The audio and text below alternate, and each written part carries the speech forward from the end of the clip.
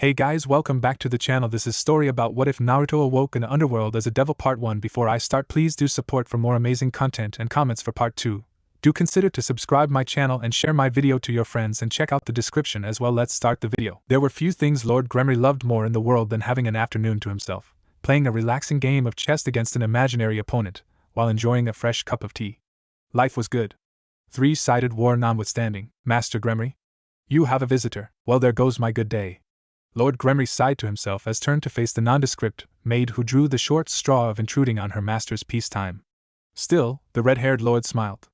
Thank you, Cecil. Please invite them in. Cecil gave a short bow before leaving, closing the door behind her. Gremory took the time to reset the chessboard, putting the pieces back and might as well enjoy a game while we discuss. The middle-aged devil leaned back as he waited, taking one last minute to enjoy the silence before being dragged back into the politics and family relations that have taken over modern devil society. It's probably the Phoenix boy trying to move up the date of the marriage again. I'll have to talk to Sirzek to find some way to shut the pup up and wait. Another knock on the door of his study brought Gremory back to reality. Come in, Cecil. Of course, sir, came the muffled response as the heavy oak doors swung open. With his back to the door, Gremory couldn't yet see the intruder, but he could hear one more set of footsteps than he expected. So it's not Phoenix, or he's taken to dragging one of his harem with him at all times. Gremory wiped that thought away, knowing Riser, he'd bring his entire harem instead of just one. Even if it was official business. Once the footsteps came to a rest, Gremory stood up. He didn't want to leave his padded crimson chair, but he couldn't be rude. If they were unimportant devils, Cecil or any of his other maids would have simply turned them away, or at best scheduled an appointment. So when he turned to find a pale-skinned youth staring him down, it only took a brief second to click in the old devil's head exactly who he was talking to. The woman by his side was an even greater hint. The edges of his forced smile smoothing out slightly, into a genuine one. My oh my. The young heir of the GA piece, and his lovely queen. This is a surprise. Please. Have a seat. Would you like some tea and snacks while we chat? The young man simply nodded, his expression hidden by the white scarf loosely wrapped around his mouth and neck, while his companion beamed back, choosing to speak for the both of them. Thank you, Lord Gremory, that would be delightful. We do hope this doesn't take too long, though. We are aware how little time a devil of your status has for leisure, and neither of us wish to intrude any longer than absolutely necessary. The young woman bowed at her waist, the bound tips of her hair brushing against her light pink kimono, before the pair took their place across from Lord Gremory on a crimson couch. The teenage boy sparing the chessboard a quick glance before his gaze settled back on his host. Gremory took his seat with a wave of his hand, as if dismissing the lady's apologies. Think nothing of it. In fact, you are doing me a great service by visiting me today. Simply play a quick game of chess before you leave, and I will consider this a splendid addition to my otherwise boring day. The young man nodded, but chose not to speak, leaving his companion to pick up the slack. Again, thank you, Lord Gremory. Now tea? My son recently sent me a package of French vanilla that he swears by, along with the usual selection. We also have an assortment of baked goods that would go well with it all. Lord Gremory, you are spoiling us. Simple green tea shall do for the both of us, thank you, the girl said with a suppressed giggle. Cecil nodded at the order, and left the room to the three devils. So, my curiosity has been piqued. The heir to the GAP clan comes to me out of the middle of nowhere, asking for an audience. I'm going to guess this isn't a social visit, since our families, while not enemies, are by no means close, nor do I believe we have ever had the pleasure of each other's company before.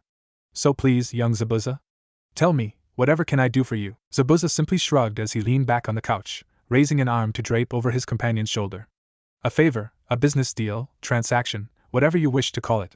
I've heard of the school you own, so what you can do for me is list the price of admission for 2. Haku and I wish to enroll. Aside from that, I have nothing else to discuss. Haku gave Zabuza a light backhanded smack to the chest. Now Zabuza, don't be rude. Turning her head, Haku gave Lord Gremory a shy smile. Apologies. Zabuza can be rather blunt. But he doesn't mean to offend. Gremory for his part took it with a smile as he nodded. Getting these two a place would be child's play, and he's already demonstrated his potential in the past. Could be a chance for Rias to make some important allies. No worries, Miss Haku. I am well aware of your king's reputation. But may I ask why you wish to journey to the human world as students? The elder devil asked, raising an eyebrow as he saw Haku's cheeks light up in a small blush. Well, Haku wanted to see what it'd be like to have a normal life for a while. And I am willing to give it to her. Besides, young minds are easier to mold, and the extra energy can be put towards training. Zabuza spoke up as Cecil entered the study with a tray in hand. The conversation settled for a few short minutes as tea was poured and snacks served, giving Lord Gremory time to think. Well, it's not like I see any cons to this arrangement. Some might say I'm showing favoritism, but really, it's just a young heir asking to go to school. Gremory gave Zabuza and Haku another quick look over, noticing how the boy's eyes seemed to be picking him apart. Yes, if I know my little girl, she'll be able to get an alliance out of him. Gremory hid a smile. Or at best, he may join her peerage. Well, by price of admission, I'm assuming you'd come to bribe me, if that's what's needed. Money is no issue, Zabuza said as he leaned back, letting his tea cool down. Not that he had any intentions of touching it anyways. Haku was discreetly checking for poison or other additives, while his attention was stuck on their host. One lifetime of relative peace wasn't going to outweigh another life of caution and blood. Especially when they were going to be thrown against devils and angels, fallen or not. In that case, your price of admission is the game of chess I was promised earlier. I'm sure your clan will figure out living arrangements. Another nod and a smile from the pair, or more specifically a smile from Haku and what appeared to be a stoic frown from Zabuza, let Gremory know to continue. Give me a week, and you'll be perfectly set up. Thank you, Lord Gremory. Are you sure there isn't anything else we could do? Like we said, money is not an obstacle. Haku spoke up again, only to have her concerns waved away. No. Who am I to deny young ones such as yourselves a proper education? Now, how about that game of chess? Lord Gremory looked over the chessboard, the game still fresh in his memory, seeing as both opponents had left 10 minutes prior. He was glad to be alone. It gave him time to think and mull over the game. In his long life, Lord Gremory had learned that one of the best ways to judge a person's character was a game of chess. How they played. Were they aggressive? Did they take their time to think their moves out? What pieces did they seem to value? Did they focus solely on the game, or did they welcome the conversation and distractions? How did they react to victory? How did they react to defeat? Haku was easy enough to read, and a breath of fresh air against some of his regular opponents. She was happy to gossip, and simply enjoy the game, but her keen intellect showed through as she directed the conversation around as they played, almost using it as a distraction, picking topics he was passionate about to blindside his attention. For every mistake he made, Haku was sure to capitalize on with that same sweet smile. And the worst part is, I don't think she was faking it. The girl even took defeat with grace, lacking the enforced stiffness of those only pretending for the sake of politeness. The girl's words came back to him. Thank you for the game, Lord Gremory. I will take this as a learning experience, and I hope that in the future we'll have a chance to see if I improve. Nice girl. It was the boy he was worried about. He is the deciding factor. The GAPR could be a great ally or a terrible enemy. During the entire visit, Zabuza had said less than a dozen full sentences, replying mostly with grunts, shrugs, or simply letting Haku speak for himself as he simply observed. If the girl wore a mask of open kindness, Zabuza's mask was blank as a white oval. Didn't help I couldn't see half of his expression. Lord Gremory took a moment to consider if that's why the boy wore that scarf before passing it off as something to determine later. No, he had more important things to worry about as he finished his cup of tea. The boy was an unknown aside from his reputation. Specifically how violent he'd get to defend his queen. Wonder if he's inherited the abilities of the GA piece. Alas, time shall tell. Lord Gremory flicked his king piece over with a fond gentleness before standing up. He needed to take a walk and enjoy some fresh air before he lost track of time in his small study. 2 wins.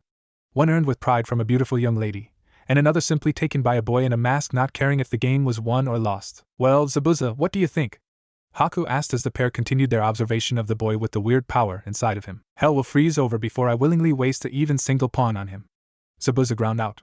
He didn't care what his gut was telling him about the kid's potential. He had nearly a full day's worth of observation in the back of his head screaming one word.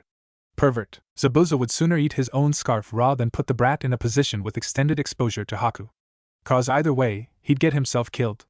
And frankly, it was bad etiquette and a waste of time to kill one of your own pawn. Someone is approaching the target. Haku whispered to her master from their hiding place behind a tree. A simple illusion spell, and no one could even tell the tree seemed to have gained some odd-shaped growths on the side. Haku, am I seeing this right? Yes. What does a fallen angel want with the pervert? Zabuza mused, as the girl confessed to the brat. Something was up, he just didn't know what. Yet. Haku, follow the target at a distance, and see if you can find their base of operation. Disengage at the first sign of detection. Right now we are the unknowns, and I plan on keeping it that way. Understood, Zabuza. Haku nodded before leaning over to give the taller man a kiss on the cheek. If they have any sense, I won't be back in time to help with dinner, so I hope you don't mind waiting. Zabuza just grunted, drawing out a small giggle from his female companion.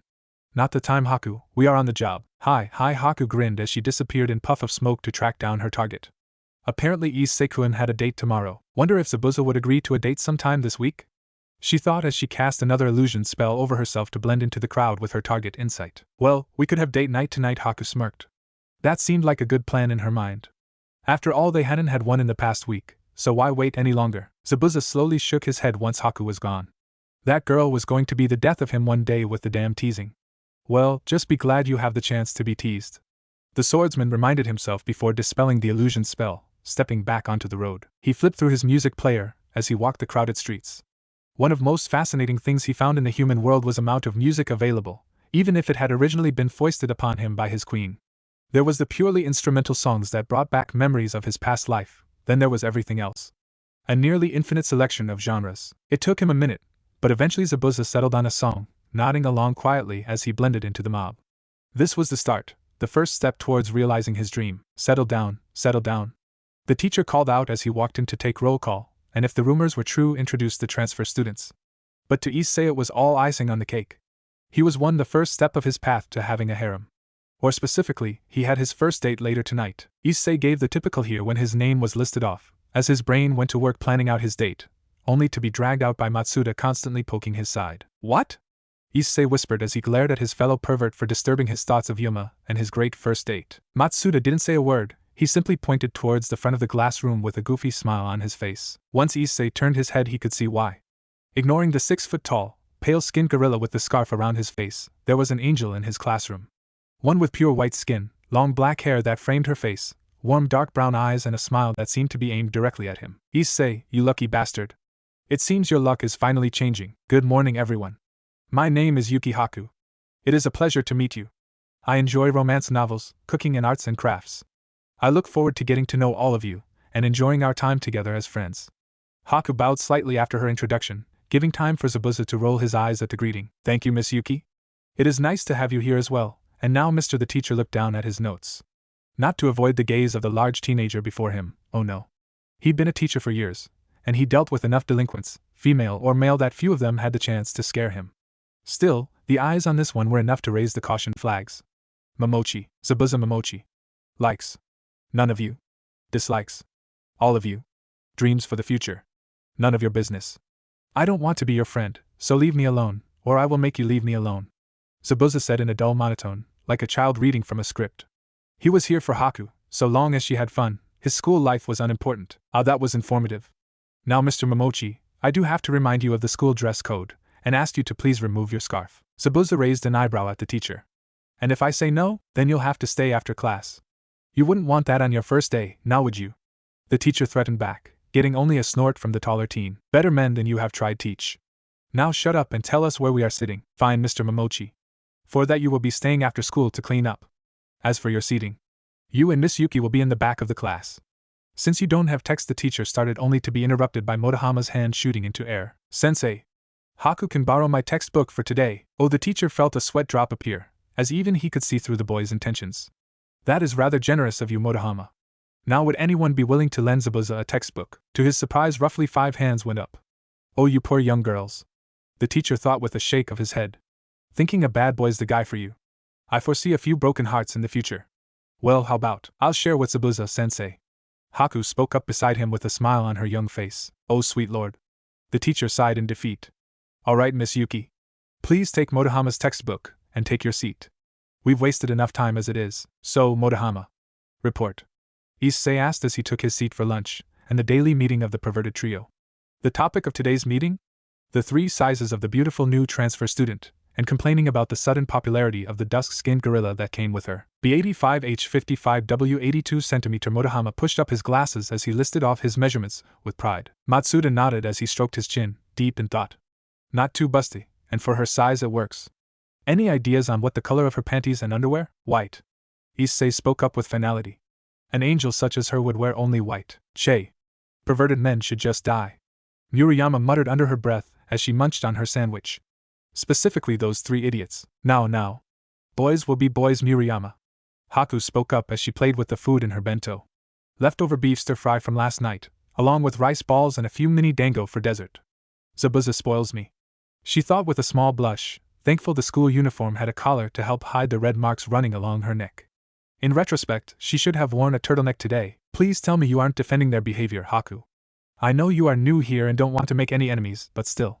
You don't have to be nice to those damn arrow monkeys. Keitace warned as she began to pack away what remained of her lunch for after kendo practice. Oh, it's not that. I just find it kind of cute. Like a puppy that made a mess and still expects to get a treat. Haku popped a dango into her mouth, making a note to reward Zabuza later tonight for getting up early to buy them from the specialty shop. Pfft. A pet like that should be spayed and neutered with prejudice. Keitace snorted at the thought, getting a nod from Murayama, or simply thrown in the trash where they belong? Zabuza said as he placed his chair beside Haku to the shock of the other two girls.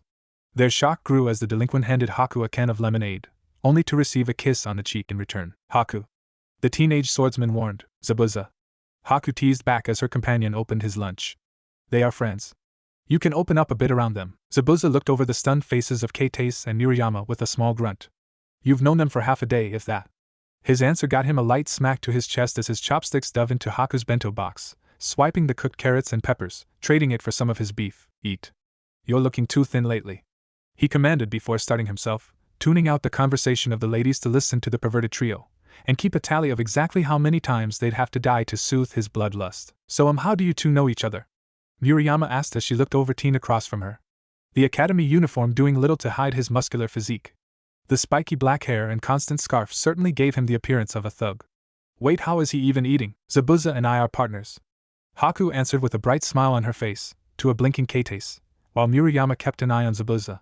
His food was held in the chopsticks one moment, then next it'd be gone, and Zabuza's jaw could be seen moving. What? Haku hid a grin at Murayama's attempt to catch Zabuza in the act of eating. To this day she wasn't completely sure how he managed to make his food disappear. Partners as in boyfriend and girlfriend? Keitase spoke cautiously, not knowing what the reaction to the question would be. Though she knew a few girls would pay an arm and a leg for this kind of information. He'd only been here for a few short hours, but the rumor mill had already spun a tale of forbidden love between the school's Prince Yudokiba and the mysterious transfer Zabuza Momochi. Some say they were childhood friends, separated in a tragic move, only to be reunited through the power of love and fate. Others claimed them to be a modern retelling of Romeo and Juliet in life. The number of different theories and stories grew by the hour, to the point even Keitase couldn't keep half of the tales straight in her head. There was one constant though. It was a general agreement that in the love between Yuto and Zabuza, Zabuza was the top. Yes. Yes, we are. Oh. Well then. Keitase sighed. Guess I got the job of crushing everyone's dreams. Haku nodded as the conversation lulled, allowing her to finish her lunch. Even the beef. Chicken is still better in stir-fry, she thought as she remembered the small argument the pair had last night as they discussed the differences between beef and chicken stir-fry. Sadly, she lost that night. Least it's not rabbit. The one meat Haku would eat in only the most dire circumstances. Today was fun, Zabuza just snorted. To him it was like the academy all over again. Just worse. At least in the academy they taught something important, how to survive, instead of algebra and calculus. The former Miss Ninja saw a lot of cheating in his future. Specifically copying Haku's work. Oh, don't be like that. You had fun too. Haku grinned as she slipped off her school's slippers. Frankly, the whole practice confused her, but she put it down to cultural differences. Excuse me, are you two Zabuza Momochi and Hakuyuki? Great. Zabuza turned to find himself looking down on some blonde-haired pretty boy. And if we are? I was sent here by my club president to see if you had time for a chat. Not interested. Zabuza waved the boy off as he stepped around him, not sparing the kid a second glance. Devil or not, please? It'll only take a moment. Miss Gremory really wishes to welcome you to the school. That stopped Haku in her tracks. Zabuza, why don't I start dinner tonight, while you talk to the Gremory heir? Zabuza glared at Haku, not liking what she was asking him to do. They had each other's back after all. Are you sure you can handle it by yourself? Haku nodded with a reassuring smile, leaving Zabuza to only sigh. Fine. Just be careful. I don't know how sharp that new knife is, and I don't want you getting injured. The blonde whispered a quiet thank you to Haku, who only smiled back. Alright, fuckboy. Let's go talk to your master before I change my mind, Zabuza said as he took off towards the old school building. It had the largest concentration of demonic power nearby, aside from a building inside that belonged to the student council. He might be incorrect and heading off in the wrong direction, but screw it. They are wasting my time, might as well waste some of theirs. Is he always like this? The blonde boy asked, getting only a smile out of Haku. Oh, he's just getting used to the idea of a school where everyone isn't trying to kill each other, Haku said with a giggle, to the alarm of the blonde boy, before he remembered it was his job to show him the way. Thank you, by the way, the boy called back as he ran to catch up with Zabuza. Haku simply waved as the boy left. Poor Zabuza. Haku giggled, knowing she threw him to the wolves. But she could worry about that later. Today she had a fallen angel to follow and a date to oversee. So, how are you finding the school so far? The blonde boy asked. Educational, was the only reply that Zabuza was willing to give that sounded remotely polite. This was supposed to be Haku's job. She was better with people, and had that soft smile that could melt hearts of stone, ice and diamond. But no, here he was slowly walking behind the blonde kid for an impromptu tour of the school grounds as he attempted to make conversation. That's good. A solid education among friends is one of the greatest things in the world. Right behind a Chidori to the chest. thought Zabuza as he remembered his last run through the education system, specifically the small mountain of corpses he left as his entrance exam. So to the blonde kid he just gave a non-committal grunt. We have a plethora of clubs and sports here. Any of those interest you? Haku made friends with some of the kendo club. I might swing by there every so often for a bit of practice. Really now? I didn't peg you for the swordsman type. Oh, how wrong you are. Zabuza thought with a hidden smile before the shorter boy continued. I'm a bit of an amateur swordsman myself. Maybe one day we can have a spar, give each other a few tips? What do you say? Zabuza shrugged again, but filed the information away for later. A few minutes of silence later, after the boy realized that any attempts at a conversation would be met with some form of grunt or one-word answer, they arrived at the old school building, or specifically the occult research clubroom. After you? The blonde boy said, holding the door open for Zabuza, who brushed past him without a second glance. Whatever expectations Zabuza had for meeting Lord Gremory's daughter were turned on his head. The man's study had reflected his personality almost to the last book. Where Lord Gremory's study was open, welcoming and bright, designed to lull a person into dropping their guard, his daughter went the opposite route. The room was dusky, and almost oppressive with dim lighting, a pair of couches on opposite sides of a table. The place even has a shower. Zabuza couldn't shake the feeling that he walked into a mafia-safe house instead of a clubroom. Guess daddy owning the school has its perks. The masked devil thought as he took a quick glance at the other occupants of the room. Picking out Lord Gremory's daughter was easy. Look for the blood-red crimson hair. Easy on the eyes at least. Zabuza thought with a snort as he gave the women sitting on the couch with a cup of tea in hand a quick once-over. He wasn't looking forward to this meeting, especially with Haku running recon by herself. He trusted her with his life, but they were a two-person cell and worked best when covering each other's back. Still, the startling red hair that went down to her knees, hourglass figure and sapphire blue eyes with a tint of green was enough to grab his gaze. Doubt she's a close-range fighter with a chest like that then again. He knew the tales of Tsunade the Slug Princess. Bigger than a man's head, yet could punch through a mountain like it was made of styrofoam. He wrote it off as something to investigate later before moving on to the women standing behind her. Long black hair tied into a single ponytail held in place by an orange ribbon, an even larger chest at Rias. What are they feeding these kids? Black knee-high socks and a mischievous smile on her face. None of that brought an immediate name to the front of his mind, so he simply nodded a greeting at the pair of them before Rias spoke up, interrupting his attempt to get a read on the last occupant of the room. Kiba! Just in time. And you must be said. Rias started to speak as she set her cup down to properly greet Zabuza with a warm smile and a handshake. Zabuza. Ah, well, it is nice of you to join us, Zabuza. Rias ignored the interruption as if it never happened, holding out her hand as she simply went with the flow. The spiky-haired devil took it without hesitation, making sure to apply a bit of force. Not enough to hurt, of course, but enough to remind her that he didn't come as a friend, he came as a possible enemy, driving her to take a second look. Short, spiky black hair, pale olive skin that in the right light would look almost gray, cold brown eyes that seemed to weigh everything he saw before him like an accountant who only cared about the bottom line, and thin eyebrows that on anyone else would look out of place, but they seemed to suit him. Of course, that also led to the natural curiosity, and a question many before her had asked themselves. I wonder what he looks like without the scarf. Yes, the white scarf that he refused to take off that covered everything from his nose down. Oh, the pleasure is all mine. Zabuza didn't even bother attempting to hide the sarcasm as he let go of Rias's hand. Well, I assume introductions are in order. I am Rias Gremory, as you probably know. That is my queen, Akino Himejima. Rias gestured to the black-haired girl behind the couch, who bowed her head at the introduction. So that's the priestess of thunder. Interesting. You've already met my knight, Yudo Kiba. Rias's hand moved to point at the blonde boy that led him here. Zabuza took another peek through the corner of his vision. In his opinion, the boy was a twig, but he wasn't something to be written off. Haku was a twig as well, but she was still the scarier half of the dynamic duo. The fact he looks like a pretty boy isn't help again, a criticism that could have been leveled at Haku multiple times in her life, current or past. And finally, the last member we have with us today is Kaneko Tuju. My cute little rook. Rias stepped aside to allow Zabuza a glance at the white-haired midget on the couch next to where Rias previously sat, who seemed to be trying to stare him down. Zabuza gave Akino a small nod, before turning his attention back to Kaneko. The little girl was giving him a look, one he'd seen before. It was a person who couldn't decide if they should approach something with caution, or simply stay away. What do you want, Gremory? I'm a busy man, and I don't enjoy having my time wasted. Zabuza crossed his arms over his chest as he stood in place. Rias lost her smile at being addressed by her clan's name.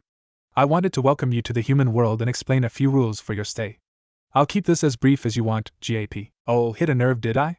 Zabuza smirked under his scarf as he took a seat on the couch opposite to his hosts. Good. Rias took her seat as Kiba walked behind the couch to take his place next to Akino, hands behind his back. Do you really need your peerage present in this meeting, Gremory? They are my friends, and they have just as much right to be here as anyone else. Rias shot back, keeping her tone level. Besides, you wanted to keep this short, So why are you wasting time asking dumb questions? Yep, definitely hit a nerve. Zabuza leaned back on the couch, spreading himself out as if he owned the room, instead of being a simple guest. His eyes scanned over the group, keeping an eye on them in the event of a trap. Call him paranoid, he didn't care. Paranoia had saved his life multiple times as a professional ninja, and even more as a missing nin. Do none of these girls wear bras though? He had to ask himself. Zabuza's sexual urges were always kept on a short leash, but the fact he could identify exactly where the on every female occupant in the room with just a quick glance was slightly uncomfortable. Zabuza just shrugged at Rias's question, motioning her to get this over with. Halfway through the meeting, Zabuza was starting to catch on that this wasn't just an informal meet and greet, with Rias playing the part of a kind host. The tip that gave it away? All of the rules and suggestions she was giving him could have easily been written out on a pamphlet for him to read before class tomorrow. No, this is them judging me. Kami. Zabuza suppressed a shot of pain that ran through him at using God's name. Damn it all, where is Haku when I need her? Eventually he had enough though, and he decided to interrupt. Gremory. What do you want from me? I don't mean my attention, cause you lost that once you started talking about massacring humans for fun, and how I'd have to keep those urges to myself if I had them. So. No bullshit. What? Do you want with me? Rias blinked before letting out a breath in a quiet sigh. Zabuza, I have heard some rather distressing rumors about you, and I wanted to see if they were true. Going to have to be more specific than that. The underworld was a melting pot of politics, gossip, and false truths. One of his favorites was how Haku was actually a boy who liked to wear female clothing. Oh, if only they knew how true that was. Others concerned his relationship with his family, and more importantly his bloodline as a member of one of the 72 pillars. And? Zabuza prompted, waiting to see what rumor it would be this time. Probably just doesn't want me to kill a student for making a pass on Haku. And he would too. The only issue is that they'd never find the evidence needed to pin the blame on him. Motive? Absolutely. Anything else would disappear into the mists of time. I wanted to offer you protection. Wait, what? Zabuza just blinked at her, which she took as a cue to continue. I've heard that you lack, well, to put it bluntly, you haven't inherited the abilities of the GAP clan, and that due to your father's refusal to take another wife after your mother's death. I am the last heir to a clan 1 generation away from extinction. Zabuza finished for her, fighting back a laugh. Rias simply nodded. Yes, I've heard a lot about you. Since you asked for me to be blunt, I'll be blunt. You have no friends, you have no allies. While other young devils are out, trying to make a name for themselves, doing everything in their power to be recognized, you are a recluse, known for having spent the last 6 years entire in your estate. Your clan consists solely of you and your father. I don't know how hard it is to be in your position, personally. But I wish to help you, guide a lost soul into paradise. Zabuza snorted at the thought, watching as Rias's smile gained a sad edge. Yes. You and Haku don't have to be alone. We'd be happy to have you as an ally or a friend. Zabuza chuckled and threw his head back, not letting Rias or her peerage get a good look at his face as he struggled to hold in the laughter at the giant misunderstanding. The damn women sees me as some lost and angsty schoolboy. It took him a minute to get himself under control, bringing his head back down to wipe away a small tear. Your offer is generous. Zabuza bit his lip again before continuing, making sure to throw a small undertone of regret in his voice for effect. But I'll be declining. I may not have the advantages most of the pillars do, but I plan on rising through my own strength and ability. Now if there is nothing else, I'll be leaving. I have important things to do. Rias simply nodded, with a small look of regret on her face. The offer is still open if you ever wish to change your mind. After all, she had a bishop, a rook and a knight piece left along with all 8 pawns. She knew Issei was hiding something strong in him, but she highly doubted she'd have to pay more than a couple of pawns to get at it. Zabuza shrugged before standing up, giving the group another quick look over before bowing his head. It has been interesting meeting you all. Good day. He forced himself to be polite. He didn't want to ruin their assumptions just yet after all. Once Zabuza was sure he was far enough away that none of Rias's peerage could hear him, nor was he being followed by a familiar, he started to laugh at the absurdity. He knew it. He just knew that those damn rumors would pay off. The greatest weapon in any war is information, and if the rumors of his ineptitude had reached the point where some devils were going to him a helping hand, he couldn't be happier. With that thought in mind, Zabuza reached into his pocket, taking out his cell phone, quickly punching in Haku's number. He wanted a status report, as well as her current location. I'll even sweeten the deal and tell her about this joke of a meeting. What do you think? Rias's questions was to Noon in particular, but her peerage knew she wanted their opinion on the matter. Kiba sighed, wondering how he'd explain the feeling he was getting in the pit of his stomach. I am conflicted. From his physique and what little conversation I could get out of him on the way here, I'd say he'd probably hold his own in a brawl, and he apparently knows his way around a sword, but I can't say anything for certain. And his personality? Again, Kiba started with silence. I don't know. He could be acting, but I don't see why. We are all on the same side, so he could just be antisocial. The blonde knight offered up, before Akino chose to voice her opinion. He's wearing a mask. I just can't tell about what he doesn't care for formality. That much is obvious, but I don't know if the hostility is a defense mechanism or if he also doesn't care what people think of him. We simply don't know. Has Sona shown any interest in him? Rias shook her head at the mention of her best friend and rival. No. She said she's content to observe as things come up. Something about not having enough solid evidence to make a proper judgment on. Akino hummed in approval at that. I have to agree with her on that. Everything we know about him is either second-hand or pure rumors. Dangerous. Kaneko spoke up, drawing the attention of her friends. What do you mean, Kaneko? Kiba scratched his chin, trying to think of anything in the past hour or so that could be an indication that Zabuza was dangerous. Nothing came to mind. An arrogant prick, sure, but dangerous? Smells like blood, lots and lots of blood, was Kaneko's only response before she went back to snacking on her usual treats. I see, we'll watch him for now, but for now. Ria sighed the crimson magical circle that appeared before her. Guess it's show time, she thought with a small smile, honestly looking forward to adding a cute little brother to her peerage. In retrospect, Zabuza wasn't sure why he was here. Well, that's a lie. He knew exactly why he was here, sprawled out on a tree branch as he watched 3 fallen angels get nearly blown to oblivion by the destructive power of one, Rias Gremory, through the scope of a modified sniper rifle. Personally, he thought his fellow devils, even the angels, fallen or not, didn't put enough faith in a gun. He could certainly see why they phased out swords and other melee weapons as the primary tool for a massacre. Not that he was ever going to admit that swordsmanship was archaic and pointless in this day and age. He still had his own professional pride after all. With his skills, and a bit of warning, Zabuza was sure he could take out nearly anyone armed with only a gun. But that wasn't the point. To Zabuza, the PGM Hekade 2 sniper rifle and its distant cousin, the far-removed 44 Magnum revolver, were the logical next step when he found that throwing knives, kunai and shurikens weren't as easy to get as back in his previous life. So years ago Zabuza made a choice. He had a weapon for close range, something that if the scene through his scope and the listening device that Haku had placed Issei early today were of any indication, he'd be using rather soon. With that in mind, he decided to go with a weapon designed solely for killing from afar. Of course, his ammo supply was a lot more limited than he wished for. He'd yet to figure out sealing, or storing components in an alternate dimension, so he was stuck with a total of 14 shots with the rifle and a couple dozen shots with the revolver. Well, at least at a speed he was willing to deem usable in combat. Outside of combat he had more than enough time to summon and desummon supplies as he needed. Haku liked to claim that for their purpose, the guns had a little too much power. Zabuza disagreed. He was a heavy believer in the fact that the concept of overkill was just that.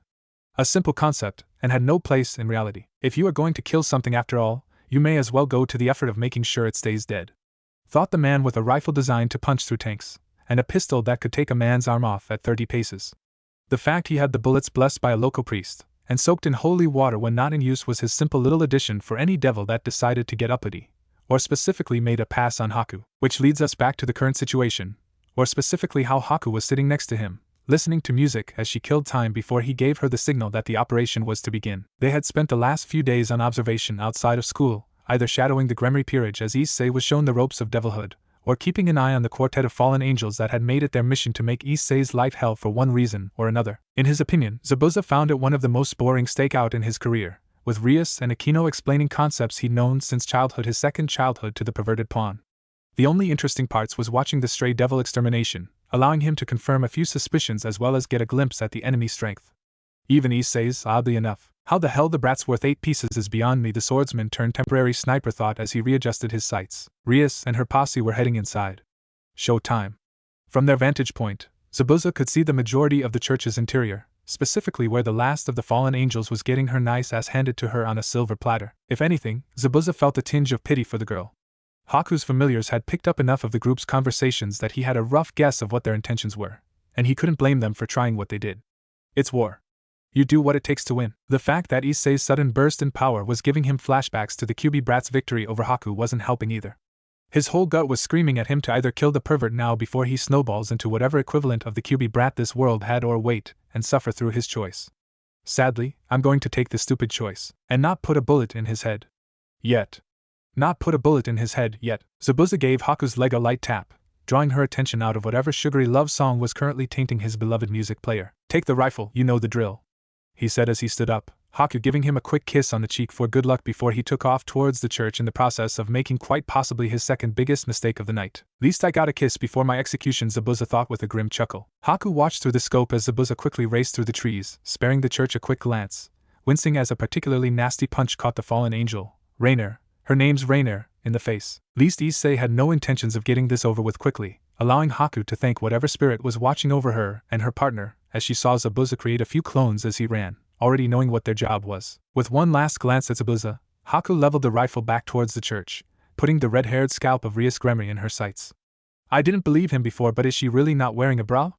Haku asked herself as she watched Ria's chest bounce around in an almost hypnotic fashion, before Haku shook her head, clearing away unnecessary thoughts for the task at hand. Haku knew her orders were if Rias turned into a threat, she was to blow out a kneecap, but this was one of those common occasions where she was willing to go against Zabuza.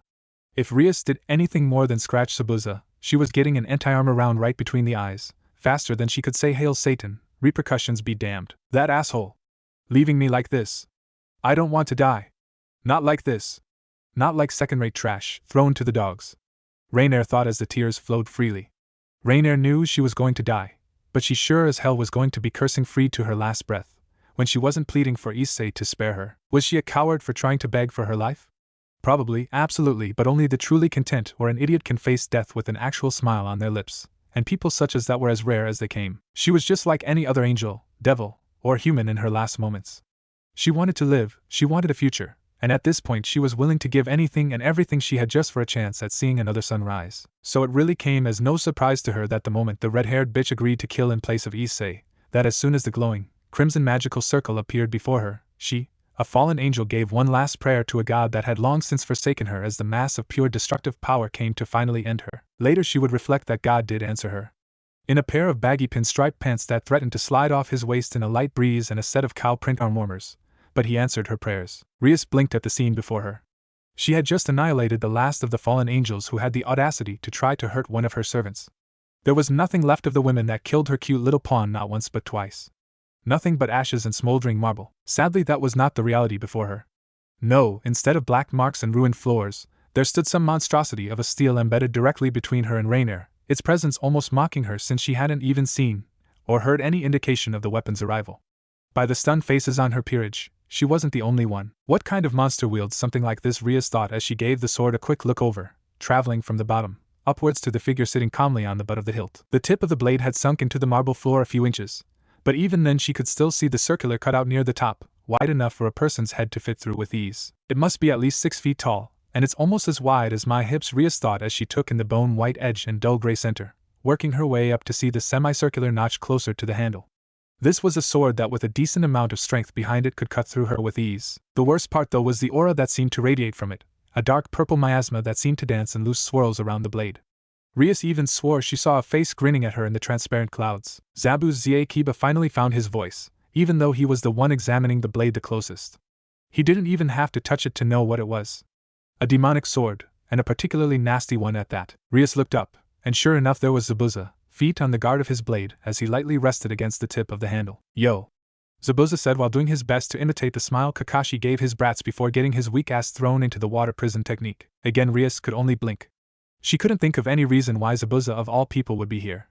The fallen angels were obviously working by themselves, and he shouldn't even know about the fight tonight with the barrier up. But there he was, sitting on the sword, looking down on them like it was the most natural thing in the world. Hell, he's not even in uniform, she thought, and she was right. While her peerage was still in their school uniform, Zabuza seemed to be in his casual clothes. Or his combat gear. Her cautious side spoke up as she took the sight in. If Rias had ran into Zabuza anywhere else, she'd have guessed he was on his way to play basketball, with a dusky blue, sleeveless jersey, dark, baggy pinstripe pants with more pockets than she was willing to count at the time, which seemed to be hanging dangerously low, a clean pair of sneakers, and his ever-present white scarf with the ends attached to cow print arm warmers of all things. "Explain yourself?" Rias finally said, not at all happy with this sudden turn of events. "And a good evening to you too, Gremory," Zabuza said, enjoying the sight of Rias's frown, gaining a few more lines at his chosen way of addressing her. In the past few days, they had talked a total of 2 more times, and even then it had only been a casual greeting in the hallway. Still had a huge impact in the school's rumor mill, especially with Issei's sudden stroke of luck. Many wondered what exactly they were missing that in the space of a day the beloved Rias Gremory was giving the time of day to not only the new transfer students but one of the resident perverts. The common theory was that Zabuza somehow blackmailed her or threatened her, at least among those who didn't enjoy the teenager's gruff nature and absolute lack of a fuck with school, or the students. Those that knew a bit more about him, or specifically knew Haku, would just guess he knew Rias through Haku somehow. As for Issei, the only theory that held any semblance of being true was that he somehow made a deal with the devil. It was the only possibility. Sadly, the students may never know. "Not the time, JP. Explain." Now. Rias glared up at the swordsman, demanding an answer. Was around, saw the barrier, got curious. Zabuza shrugged as he lied through his teeth with practice ease. So you saw that we were fighting, and then saved her dash. Rias's eyes darted to the fallen angel who was staring up at Zabuza's back with a mix of shock and awe, wisely keeping her mouth shut to see how this played out. Why? And keep in mind, choose your answers carefully. I don't enjoy it when my servants are threatened or harmed, so if you had anything to do with this, tell me now and I'll make your death painless. Zabuza laughed as if he was disgusted at the idea. If I had any hand in this, Issei's corpse would have been fish food for the past 4 days and you'd have had no idea I was even involved, much less that Issei was even dead. No, he'd simply fade into the mist. Unlike the women cowering behind my sword, I'm a professional. Oh my, oh my. Brave words there. Kino smirked as Issei paled at the thought of being chopped up by the sword before him. Rias meanwhile mulled over Zabuza's words. Then why are you protecting the fallen angel? She finally decided to ask the $1 million question, and in response, she got $1 million answer. I have a bad habit of picking up broken birds. What can I say? Sadly, it was $1 million worth of crap. Possibly with a 2 cents of truth mixed in. And what do you plan on doing with her? Rias was really hoping his answer was either question her for information, or something that wasn't complete bullshit. I was going to ask her to join my peerage. Rias could have heard a pin drop, and even Rainier blinked at the offer. Not a chance. Zabuza raised an eyebrow at Rias's declaration. And who are you to stop me? The master of the servant she killed twice. Blood for blood. Funny. For a dead man, the monkey is rather spry. But I'm not going to let you kill her. How about we make a deal, Gremory? I am after all a mercenary. What kind of deal? Rias didn't want to admit it, but Zabuza was starting to get on her nerves in a way that reminded her of Riser but worse. Riser was an arrogant, self-centered ass whose brain was in his balls 9 times out of 10, but at least he had a reason for being a prick. After all, when you are immortal, what's the worst that can happen? You've basically won the lottery of life at that point. But no. Here was Zabuza, looking down on her, toying with her, possibly bluffing on a joker and an Uno card, and she couldn't shake the feeling she was being played with. Best case scenario? She kills the fallen angel but gains an enemy among one of the few pillars remaining. Worst case? Zabuza ends up dead and the scandal ruins her beyond any hope of recovery. Simple. I give Issei a gun or a knife. His choice, and he kills the women. I'll give him 2 minutes, if he can bring himself to do, problem solved. I walk away owing you for wasted time. But if he can't. Zabuza's grin could almost be seen through the fabric of his scarf. She comes with me. Rias spared Issei a look to see what kind of condition he was in, and it wasn't good. Turning her attention back to Zabuza, she simply sighed. No need. Wait. Prez, are we really going to let her get away with this? After all that's happened to Asia? And what the hell is Zabuza doing here anyways? Issei shouted at the turn of events. Apparently no one filled him in. I'll give you 3 guesses why I'm here, boy. And trust me, I'm no angel. Zabuza ignored Issei's glare as he continued. Besides, what right do you have to complain? You threw away your chance at revenge the moment you asked your precious president to do it for you. B. Spare me the excuses, cause frankly I don't care. You had shown weakness and hesitation against the enemy. Something that'll get you and your comrades killed, or worse one day. Now I suggest you get to reviving the priestess before I decide to get greedy and take her for myself. Why, you gorilla bastard? Issei, enough. Grab Asia. We'll talk about this later. Rias spoke up, her tone not leaving room for her pawn to argue. Fine, Prez. Issei sent Zabuza one last glare before walking over to where Asia lay. With her eyes closed, she almost seemed asleep. Rias looked at the retreating form of her pawn, before turning her head to Aquino, hoping she had any advice or an alternate course of action. This whole thing leaves a bad taste in my mouth. Sadly, her queen only shook her head, and Kiba had gone back to staring at the sword like it was a puzzle box that he had to solve. This isn't over, GAP, the Gremory heir warned, getting another snort from Zabuza, not having moved an inch from his precarious seat on his sword. We'll talk tomorrow. Gremory, a bit of advice. If you are going to kill someone, make sure you burn the body beyond a crisp instead of leaving them for dead. After all, we are all devils, and some of them might be willing to sell their soul. Zabuza huffed out as Rias summoned the magical circle to take her peerage back to the clubroom. The redhead gave him one last glare before disappearing into a flash of light. So Zabuza was it? Rainier finally spoke up once the devils left. Women, can you walk? Zabuza didn't even turn to face her, still sitting on his sword, staring at the spot Gremory and her peerage left from. Rainier tried to stand up, making a valiant attempt in her own opinion, but found it in vain as she fell back to the floor, landing on her ass. Least it's not my face. After all, she was going to be joining this man's peerage. The least she could do is not embarrass herself any more in her attempt at a first impression. I'll take that as no. Zabuza finally decided that it was time to go. He didn't want to leave the device unattended, just for the sheer value it held. He could outfit an army with the damn thing if he had enough time. Find the sacred gear, and find someone who can actually use it with competence. Zabuza wasn't a firm believer in fate, and thought the god who was willing to give away items of power such as a sacred gear to any old chump deserved to be pushing up daisies somewhere. Zabuza flicked his wrist, a murky purple magical circle appearing under his sword to put it back in storage as he picked Rainer up in a bridal carry, the fallen angel unable to meet his eyes for some reason. The remains of the church door stood little chance against Zabuza's foot as he kicked it down. Could he have teleported back home? Absolutely, but that'd be taking the easy way, and he could use the exercise after a week of stakeout and info gathering. Not that she weighs any more than half of Kasumi. Zabuza snorted as he leapt from rooftop to rooftop, ignoring the wind and the weird looks from Rainer. Haku and the clones will be back home by now. Guess that only leaves the fun part, the swordsman thought with a tired sigh, kind of wishing today would just end. Haku purred quietly as she shifted around, still half asleep from a tiring night of assisting in healing 2 people back from the brink of death and another from a beating that made death look like a mercy. Zabuza's clones had done their job bringing back the fallen angels to her for aid. Ugh, too early, the small devil thought as she cracked an eye open to glance at the clock. 6 in the morning? Going back to sleep now, night-night. Haku yawned as she put her head back down on her favorite and only pillow, Zabuza's bare chest. It was a habit years in the making, with Haku being rather short for her age and Zabuza just being Zabuza. He was the perfect size for a body pillow, a fact she exploited ruthlessly every night as she always went to bed at his side, only to find herself on top of him the next morning. Haku took a quick glance at the other occupants of the bed flanking Zabuza at his sides, 3 more bodies than usual sharing the giant bed. To her slight ire, they seemed to have taken a page out of her book and had piled as close to Zabuza as they could get, probably wanting to stick close to the source of warmth under all the sheets. Well, this was my decision, Haku thought as she closed her eyes, giving Zabuza one last good-night kiss before drifting back to sleep as she pushed away any regrets. Zabuza was a big boy, and she was more than willing to share. Just so long as I get first dibs on everything. She didn't fight the grin spreading across her face. Rainer wasn't sure where she was. The last thing she remembered was begging for her life, and something about praying. She didn't remember the church ever having a bed large enough to fit her, Middlet and Calawerner, much less with room to spare. Looking around only brought more questions to mind.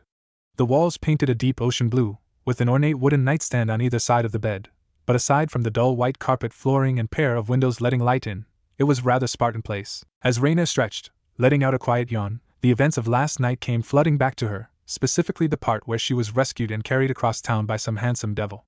Literally, who apparently lived up to his race's reputation for perversion by having stripped her down and changed her clothes while she slept. Glancing over at Middlet and Calawerner for the second time showed that they too had been stripped down, the trio wearing nothing more than loose-fitting t-shirts with the names of vaguely familiar human bands printed across the front. On Middlet it was fine, the hem of the shirt came down almost to her knees, but Rainier could see a few issues for herself and Calawerner. I'm fine with my body, but I am not going to indulge some weirdo's fantasy of walking around like this for long. It's not like Fallen Angel didn't mind, it's just that she didn't expect the stranger to be so bold. They'd barely met, and he'd already seen everything. A girl had to have some mystery after all. She'd only transformed in front of Issei the first time as a small mercy to a dying man. Let the pervert catch a glimpse of a beautiful woman once in his life before being tossed aside. But no, fate had other plans. Specifically getting thrown out of the fallen angels for doing her duty, or at least trying to go above and beyond. Well, screw Azazel and Shemhazai, I have a new master now. Rainer thought with a satisfied smile. A master that might actually appreciate her effort. Middle groaned as she sat up, staring at the room blankly. Is this the afterlife? A rather foolish question from an angel, but Rainer didn't comment, seeing how the girl was half asleep. Well, Rainer's here, so it's probably hell.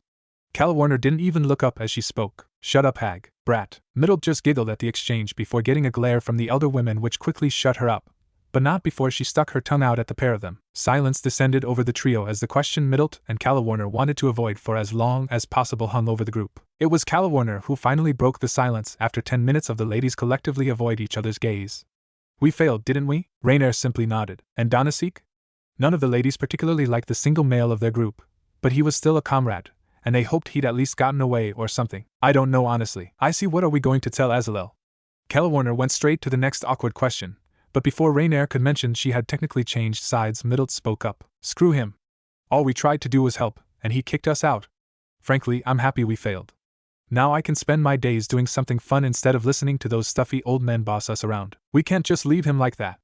After all, he must have had a hand in saving us, right, Rainer? Calawerner turned towards the unofficial leader of the group. After all, in her mind the only one who'd save them is a fellow fallen angel. Specifically one acting under Azalel's orders in light of their attempts to get back in his good graces. Well, Rainer avoided the older angel's gaze, not wanting to be the one to break her heart, and apparently the universe was on her side as the door behind her swung open. It was times like now that Zabuza was regretting his decision to not include a guest room on the list of requirements for his base of operations in the human world, or at least not soundproof his room. In hindsight, it made sense, but back then he just assumed that he'd find a human that already had a home. At worst, he'd find a single individual who could sleep on the couch for a night until other arrangements were made. He did not expect two half-dead fallen angels with their chew toy of a leader having to crash on his bed. The kicker was that Haku wouldn't let him sleep on the couch, saying something about any of them being offended about waking up in bed with a stranger was their own problem for nearly getting themselves killed, along with a whispered statement asking the world who wouldn't want to wake up next to him. Funny how the more things change, the more they stay the same. Even in his second run-through, he still couldn't quite understand how Haku's mind worked. It's just too nice. So there he was, standing outside the door to his room, fresh from his shower, wearing nothing more than a gray towel wrapped around his waist, praying to Satan himself that his guests were still asleep so he could grab a pair of sweatpants. Shirts are always optional. Unfortunately, his prayers went unanswered, for as soon as the door was open, 3 sets of eyes were staring at him. Well, 2 were staring at him, and 1 was trying to decide whether to stare or try to look at the ground. Good. Food's downstairs. Now out, I'm getting changed. We'll talk over breakfast, Zabuza said without missing a beat, like it was standard for him to walk into a room of scantily clad women, half naked, while demanding them to leave. Rainier for her part nodded and left without a second glance, Calawarner following behind her shortly, making sure to give Zabuza a mistrustful glare before leaving the room. This left only Zabuza and Middle, the latter sitting on the bed with a shit-eating grin and no intentions on leaving by her own free will. Well? The blonde fallen angel said as Zabuza tried to stare her down. Are you going to get changed or not? She finished with the same innocent smile on her face, her eyes never leaving Zabuza. When in doubt, use violence. Zabuza sighed to himself, making sure his towel was secure before walking over to stand in front of Middle, who simply giggled. My, aren't you forward? No, hi, hello, how are you? Right to the point. I like that in a big hunk of man such as yourself, the blonde said as she reached out to touch his abs. Ignoring her, Zabuza reached his hand around her, picking her up by the scruff of her neck. He'd carried sacks of groceries that were heavier than the struggling blonde child. Hey! Put me down! I'm not a kid, I can walk just fine, thank you. You're really pushing it, buddy. I was going to give you a kiss from pretty little me as a reward for letting us stay the night, but oh no. Not anymore. You're on my shit, Lee. Zabuza dropped Middle on her ass outside his door, before closing it without a second glance at the angel's pouting face. Ah, just in time. Come, don't be shy, we have plenty to go around. Haku smiled as she saw the 2 older fallen angels come down the stairs into the kitchen. Today was her turn to cook, and since she was now cooking for 5 instead of 2, she decided to go with a simple breakfast of pancakes and eggs.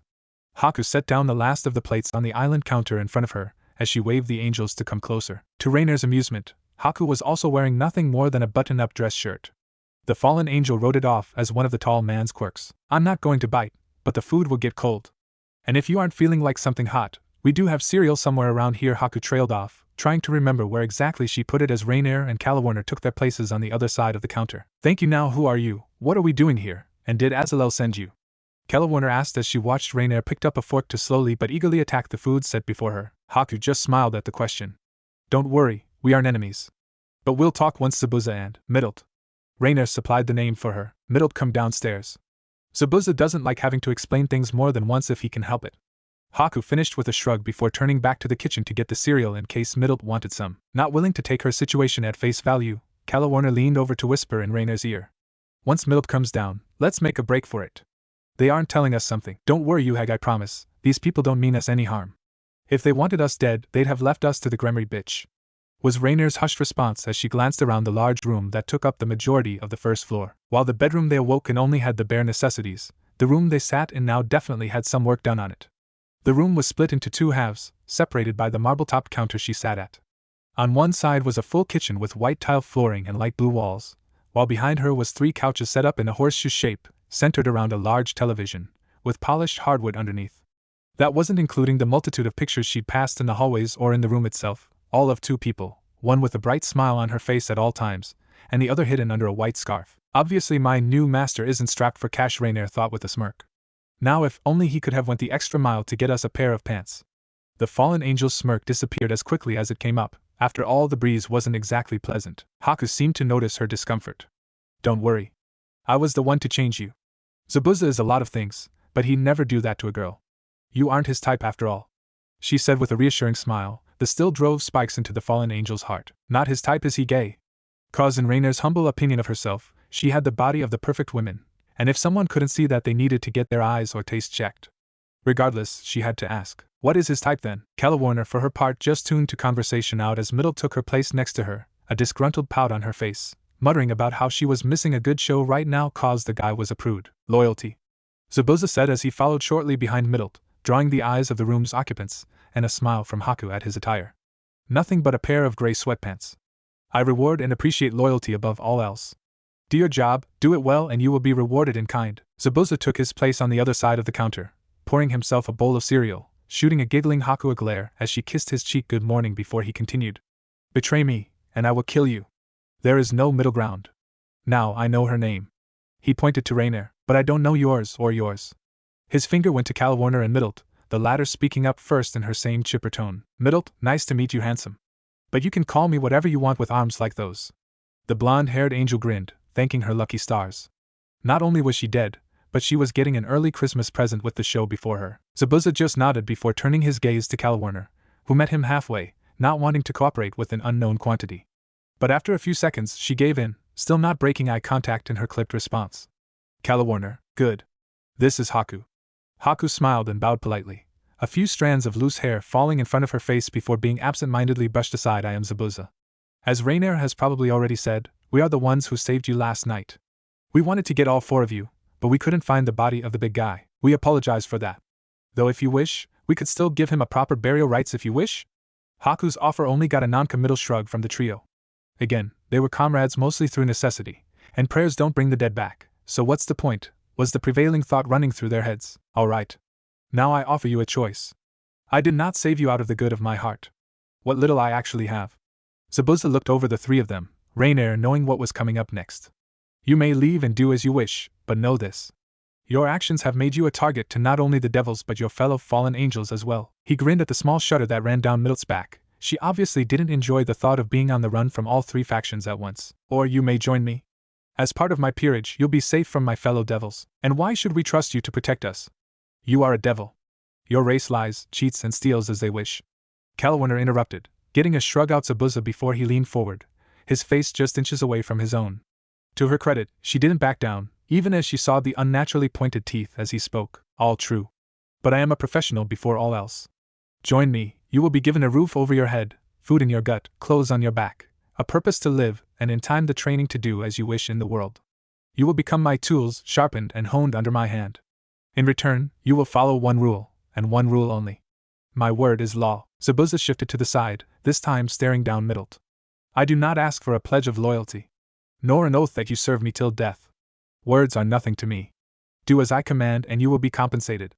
I am a greedy demon, but I treat my tools right if they work for it. Again Zabuza shifted, coming face to face with Rainier this time. Now you have until tomorrow to make your choice. Join me or leave. He leaned back, glancing at Haku trying to read her face.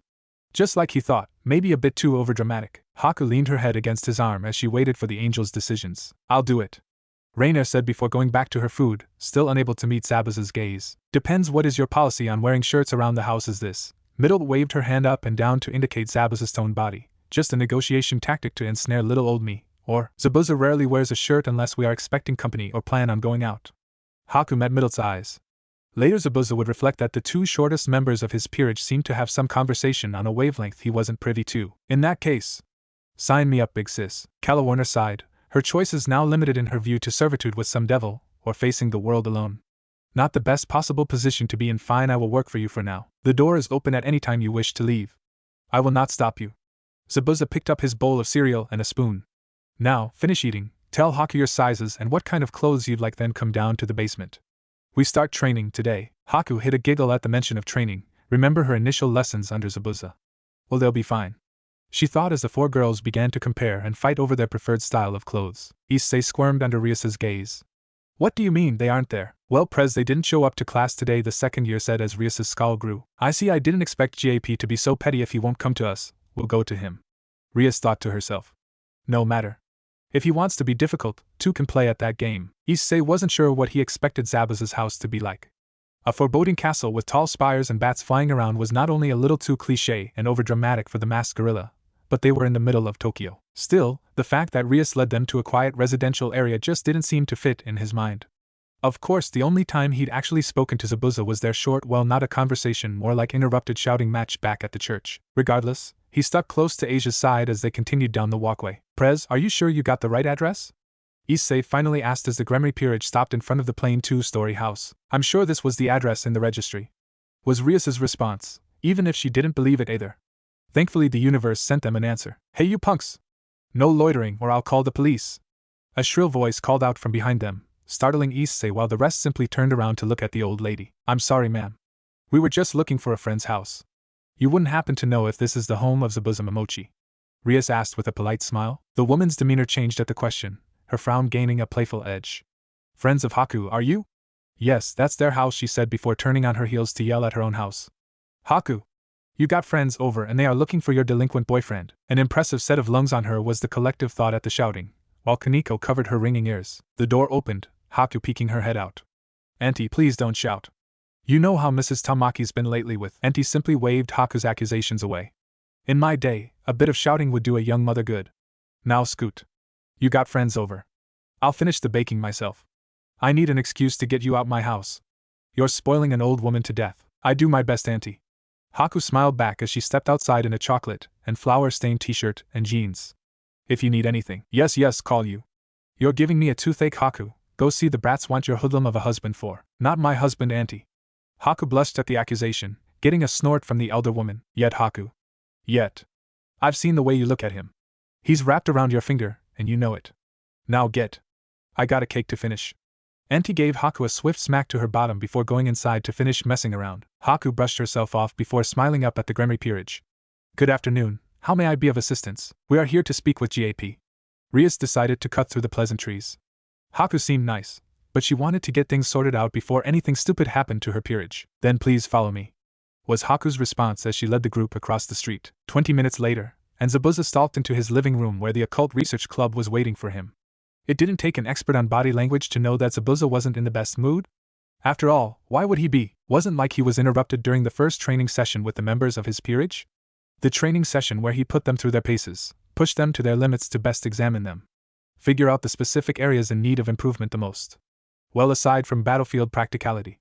Rule 1, it's just as satisfying to laugh and taunt your enemy's corpse than it is to taunt a still-breathing one. Safer as well, but no.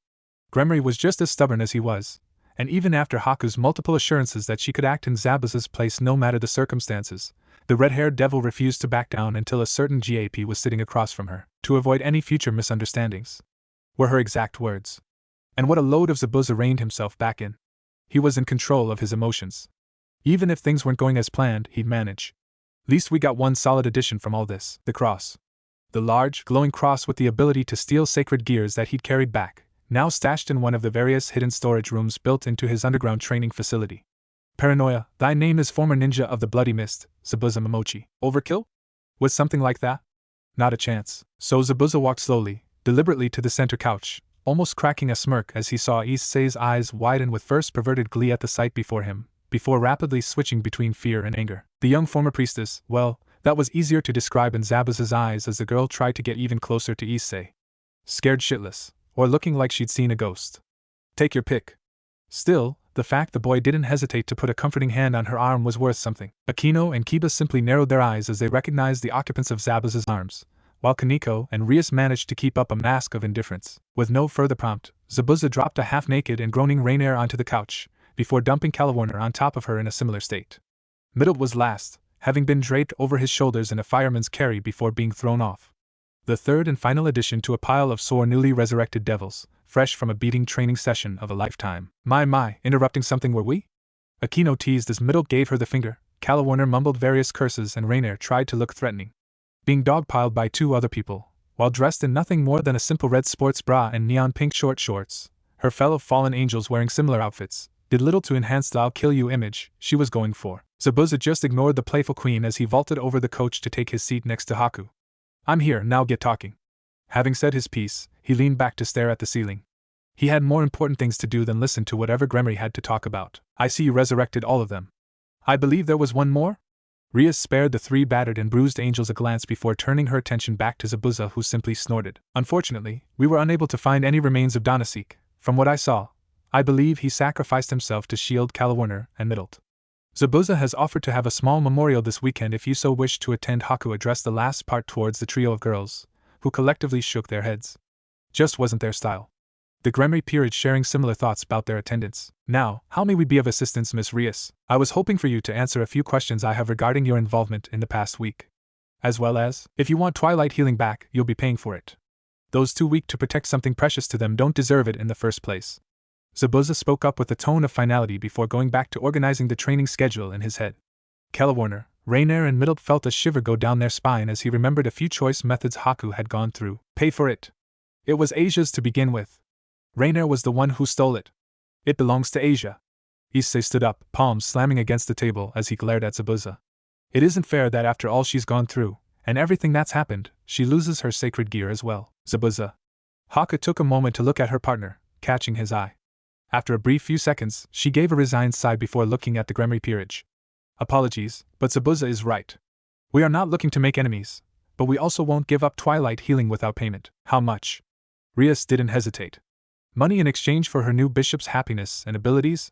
The price would have to be ludicrously high for her to even consider saying no. Time to put one of the perks of being born a pillar to good use. In other words, breaking open her lavish piggy bank, a marriage contract between Miss Rias and Zabuza. Haku deadpanned, enjoying the expressions that danced across the research clubs, ranging from amusement at her attempted joke, or suddenly choking on air, before a light smack to the back of her head told her to stop. I mean. The Ice Queen cleared her throat to hide an innocent giggle. Rias's veer. Zabuza didn't even let her take a second syllable before he cut her off with another light smack. Fine. Now Zabuza gave Haku one last love tap, just to be safe. Moving on. We are willing to present you with two choices. 2.5 billion. Oh my, I expected a little more. Aquino raised an eyebrow. It was a large sum, but the Gremry coffer could use a bit of tidying out anyways. In fact, it seemed a little too reasonable a price, especially when the second option hadn't been revealed. There's a hook hidden somewhere. 2.5 billion yen? Easily done. The GAP household will receive that sum within 2 days' time. Rias waved off Issei's incredible look with a small smile. Yen? I'm sorry, but we do not accept the Japanese yen as currency. Too weak. Haku's tone was sincere and playful, but Rias and Aquino could hear the trace amounts of venom in it. What Zabuza is asking for, what we are asking for is 2.5 billion in US dollars. And there it is. Rias and Aquino thought in tandem. And the second option? The amount was still payable, but it was large enough that the other option was at least worth hearing out. After all, Rias had weekly manga budget she had to keep up. If Haku's smile was any indication, they'd fallen right for the trap. A match between a member of your peerage against either Zabuza or I. The rules would be till either side yields or knockout. Winner takes the sacred gear without complaints. That is rather generous. Kiba mulled over, trying to see the angle being worked, but coming up with nothing. Isn't it? And how would the combatants be selected? Rias mused, not seeing a downside to this option. All their actions point to information gathering, and frankly, if they wanted to just see what tricks she had up her sleeve, let them. Entirely your choice, Miss Gremry. After all, you are a guest. Haku didn't take a moment to think it over. Aquino felt that this was one giant script that Zabuza prepared beforehand that they were playing into. And please do select the perverted monkey. Haku or I could use a pleasant to warm up. Zabuza yawned, finally putting his attention back to the conversation. Kiba put a hand on Issei's shoulders before he could fall for the debate. No. Why don't we settle this between kings, GAP? Haku clapped her hands together, as if she just won front row seats to a cinematic premiere. Splendid. Now if you could just follow me, we have a training area in the basement that would be perfect for the match. The Occult Research Club began to follow Haku's lead, making sure to give the fallen angels one last glare as they struggled to untangle themselves. Zabuza, on the other hand, simply helped Calawarner and Rainier to their feet. Up. You'll be watching. So, what's the plan, sir? Killing them once their guard is down? Rainier asked as she attempted to work out the kinks in her bones, keeping her tone as respectful as possible. In the past few hours her savior had changed from a shining knight into a demon straight from hell itself with the drills he was expecting them to run on their first day. No, your orders are to watch and learn. Zabuza's response resulted in a pair of nods from Middle and Rainier, but Calawarner rolled her eyes. Can do, boss. Middle chirped from her place on the coach, sprawled out with a smirk. But there is one problem. Of course, Zabuza simply raised an eyebrow at the small blonde. My legs are tired, can you carry me? Please. Middle's eyes started to water, and her smile turned into a compact and shy pout. Fortunately, having lived with Haku for years, Zabuza had built up an immunity to most puppy dog eyes. Unfortunately, he wasn't in the mood, so with a resigned huff, he agreed. Fine. Of course, Middle was probably expecting to be carried like a princess, or at the very least a ride on his back. What she got being thrown over the bandaged devil's shoulder like a sack of potatoes. Well, the fallen angel puffed out her cheeks as Rainier fought down a laugh at her situation, and Calawarner, wearing a grin that said she'd never live this down for the next week. Least I got a nice view, Middle smirked as she looked down at a certain ex-ninja's posterior. Rias kept a close eye on Zabuza as he took his place.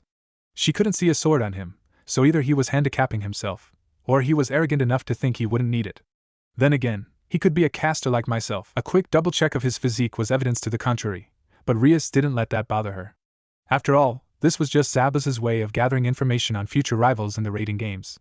Don't exactly approve of the method, but the fact he's been stringing us along is testament to something. She was just glad that the arena was rather spacious, allowing her room to maneuver in the gymnasium-sized dojo, with Haku and Akino creating a barrier to contain the damage in case things got heated as they stood in two groups at the sidelines. Gremry Peerage on one side, Asia as far away from the fallen angels but as close to Issei as possible, while the GAP Peerage, minus Haku, was leaning against the wall, eyes locked on the combatants. My.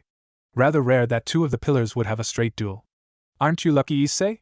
You get to witness something rather rare. Akino smirked as she finished placing her barrier. Pillar? What's a pillar? They are the nobles of the devils. The pure-blooded families that rule the underworld, who typically have special abilities, such as immortality, super strength, special kinds of magic, etc. Miss Rias is a Gremry, while Zabuza is a GAP, both are high-class devils by birth. Haku explained as she started working on her barrier. Ooh sweet, so what does Prez have? Issei turned to Akino, figuring she'd have the answer. Prez was born with the power of destruction, from her mother's side, specifically the Bale clan. As for the GAPs, if he did inherit a power, it would be the ability to teleport, water magic or both. Can't any devil do that?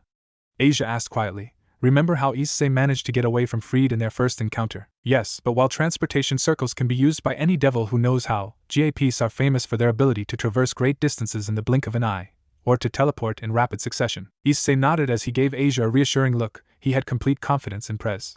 After all, there is no way someone as beautiful, talented and kind as her could lose to some ugly gorilla like Zabuza. Wait, Haku? The Queen Peace turned to Asia as she called her name. Would you happen to be a pillar as well? Oh no. I am simply a human led by fate to Zabuza at a young age.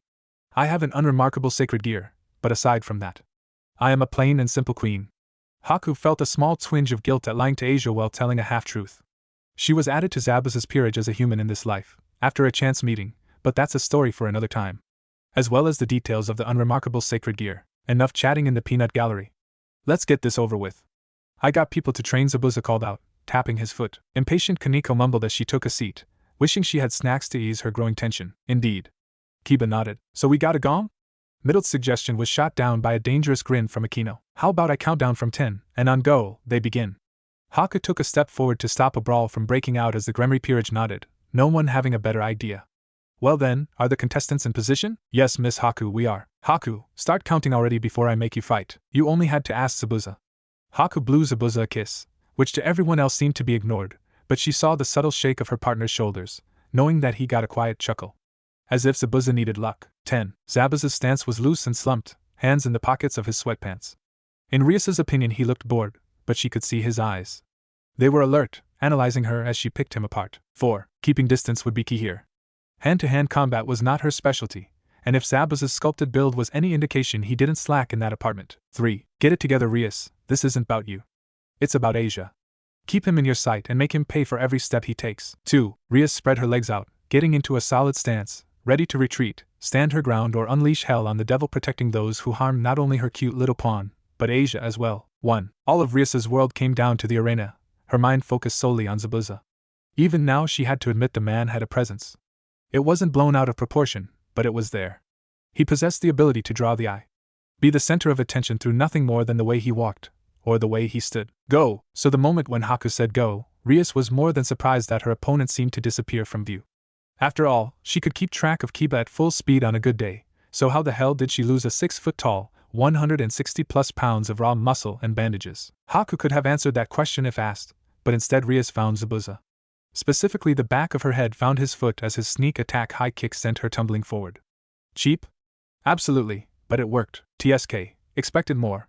Zabuza took his hands out of his pockets as Rias got back to her feet from her tumble, not wasting any time with aiming as she began to carpet bomb the area around Zabuza with basketball-sized blasts of destructive energy. Forced onto the defensive, Zabuza retreated backwards, never taking his eyes off Rias as she continued her barrage.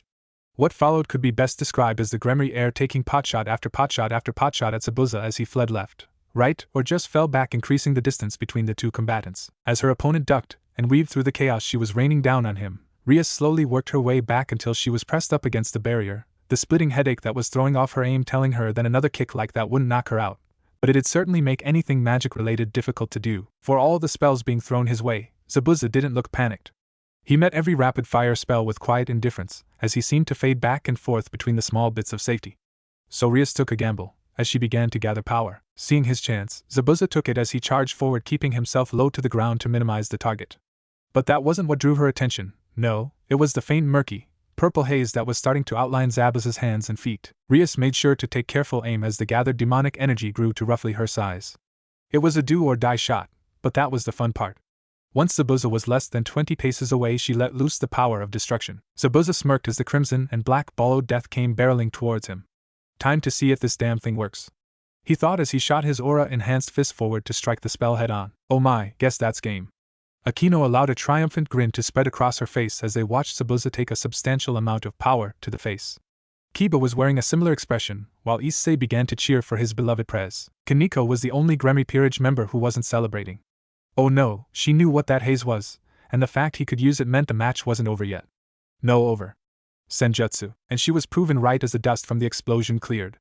Zabuza and Rias were locked in close combat, the red-haired devil unable to regain the needed distance under the Zabuza's constant assault. Each punch and kick flowed into the next even as Rias did her best to play defense. She ducked under a haymaker, only for Zabuza to follow through with the motion into a leg sweep, forcing her to jump back. As she did her best to endure the assault, Rias tried to figure out what was nagging her. She was being pushed back, that was obvious, but she was being taken down slowly. They were setting a rhythm: dodge, dodge, block, dodge, duck. Or that's what she thought until Zabuza's left jab suddenly picked up the pace after her fourth consecutive dodge. Rias's arms didn't come up fast enough as the fist buried itself in her right cheek, breaking her tentative and feeble stance. But not before she got her own punch in.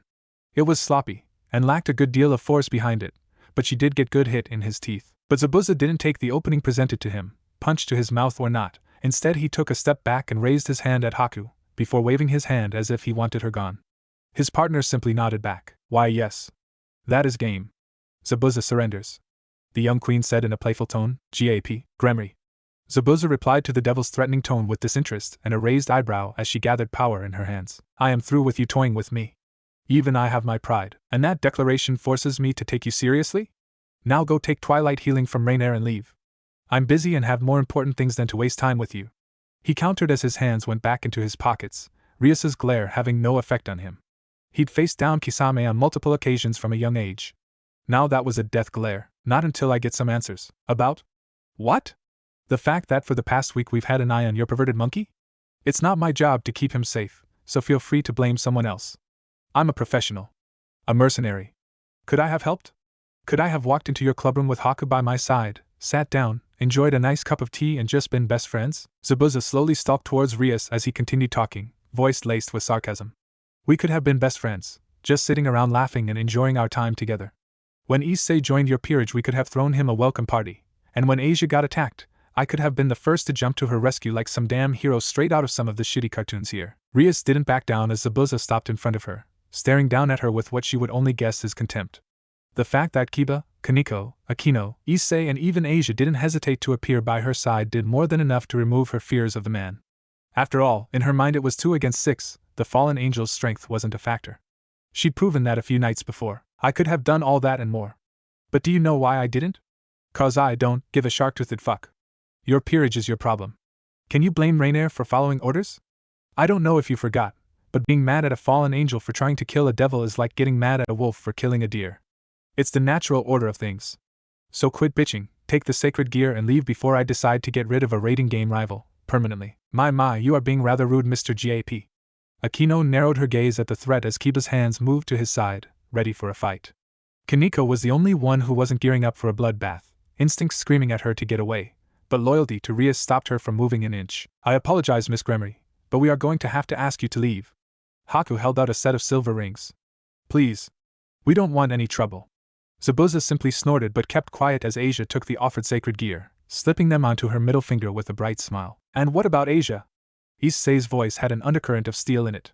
I don't care what happened to me, but what about everything she's been through? Imagines of Fried's hands on Asia, of her hanging, screaming as her sacred gear was torn out of her, and her simple wish for friends. She's alive, get over it. You lost your right for revenge the moment you asked someone else to do it. Zabuza said with casual dismissal, as if this whole thing was starting to bore him. Frankly, it was. He had training to get back to. Issei couldn't help himself. Zabuza's tone and words just caused something to snap. The pawn took the needed step forward, arm pulled back to punch the mummified prick in his smug face. The fist never connected as Haku caught Issei's wrist half an inch before it touched Zabuza's face, still wearing that look of bored disinterest. Issei. You are a nice boy, and the fact you are fighting to protect someone special to you is something I can respect. But in the future, if you try to harm Zabuza again, I will cut off the offending limb. The warmth and kindness that everyone had come to associate with Haku had disappeared, replaced with pure, bone-chilling ice. GAP, you had better watch yourself in the future. If any of your people attack my peerage again, I will personally end you.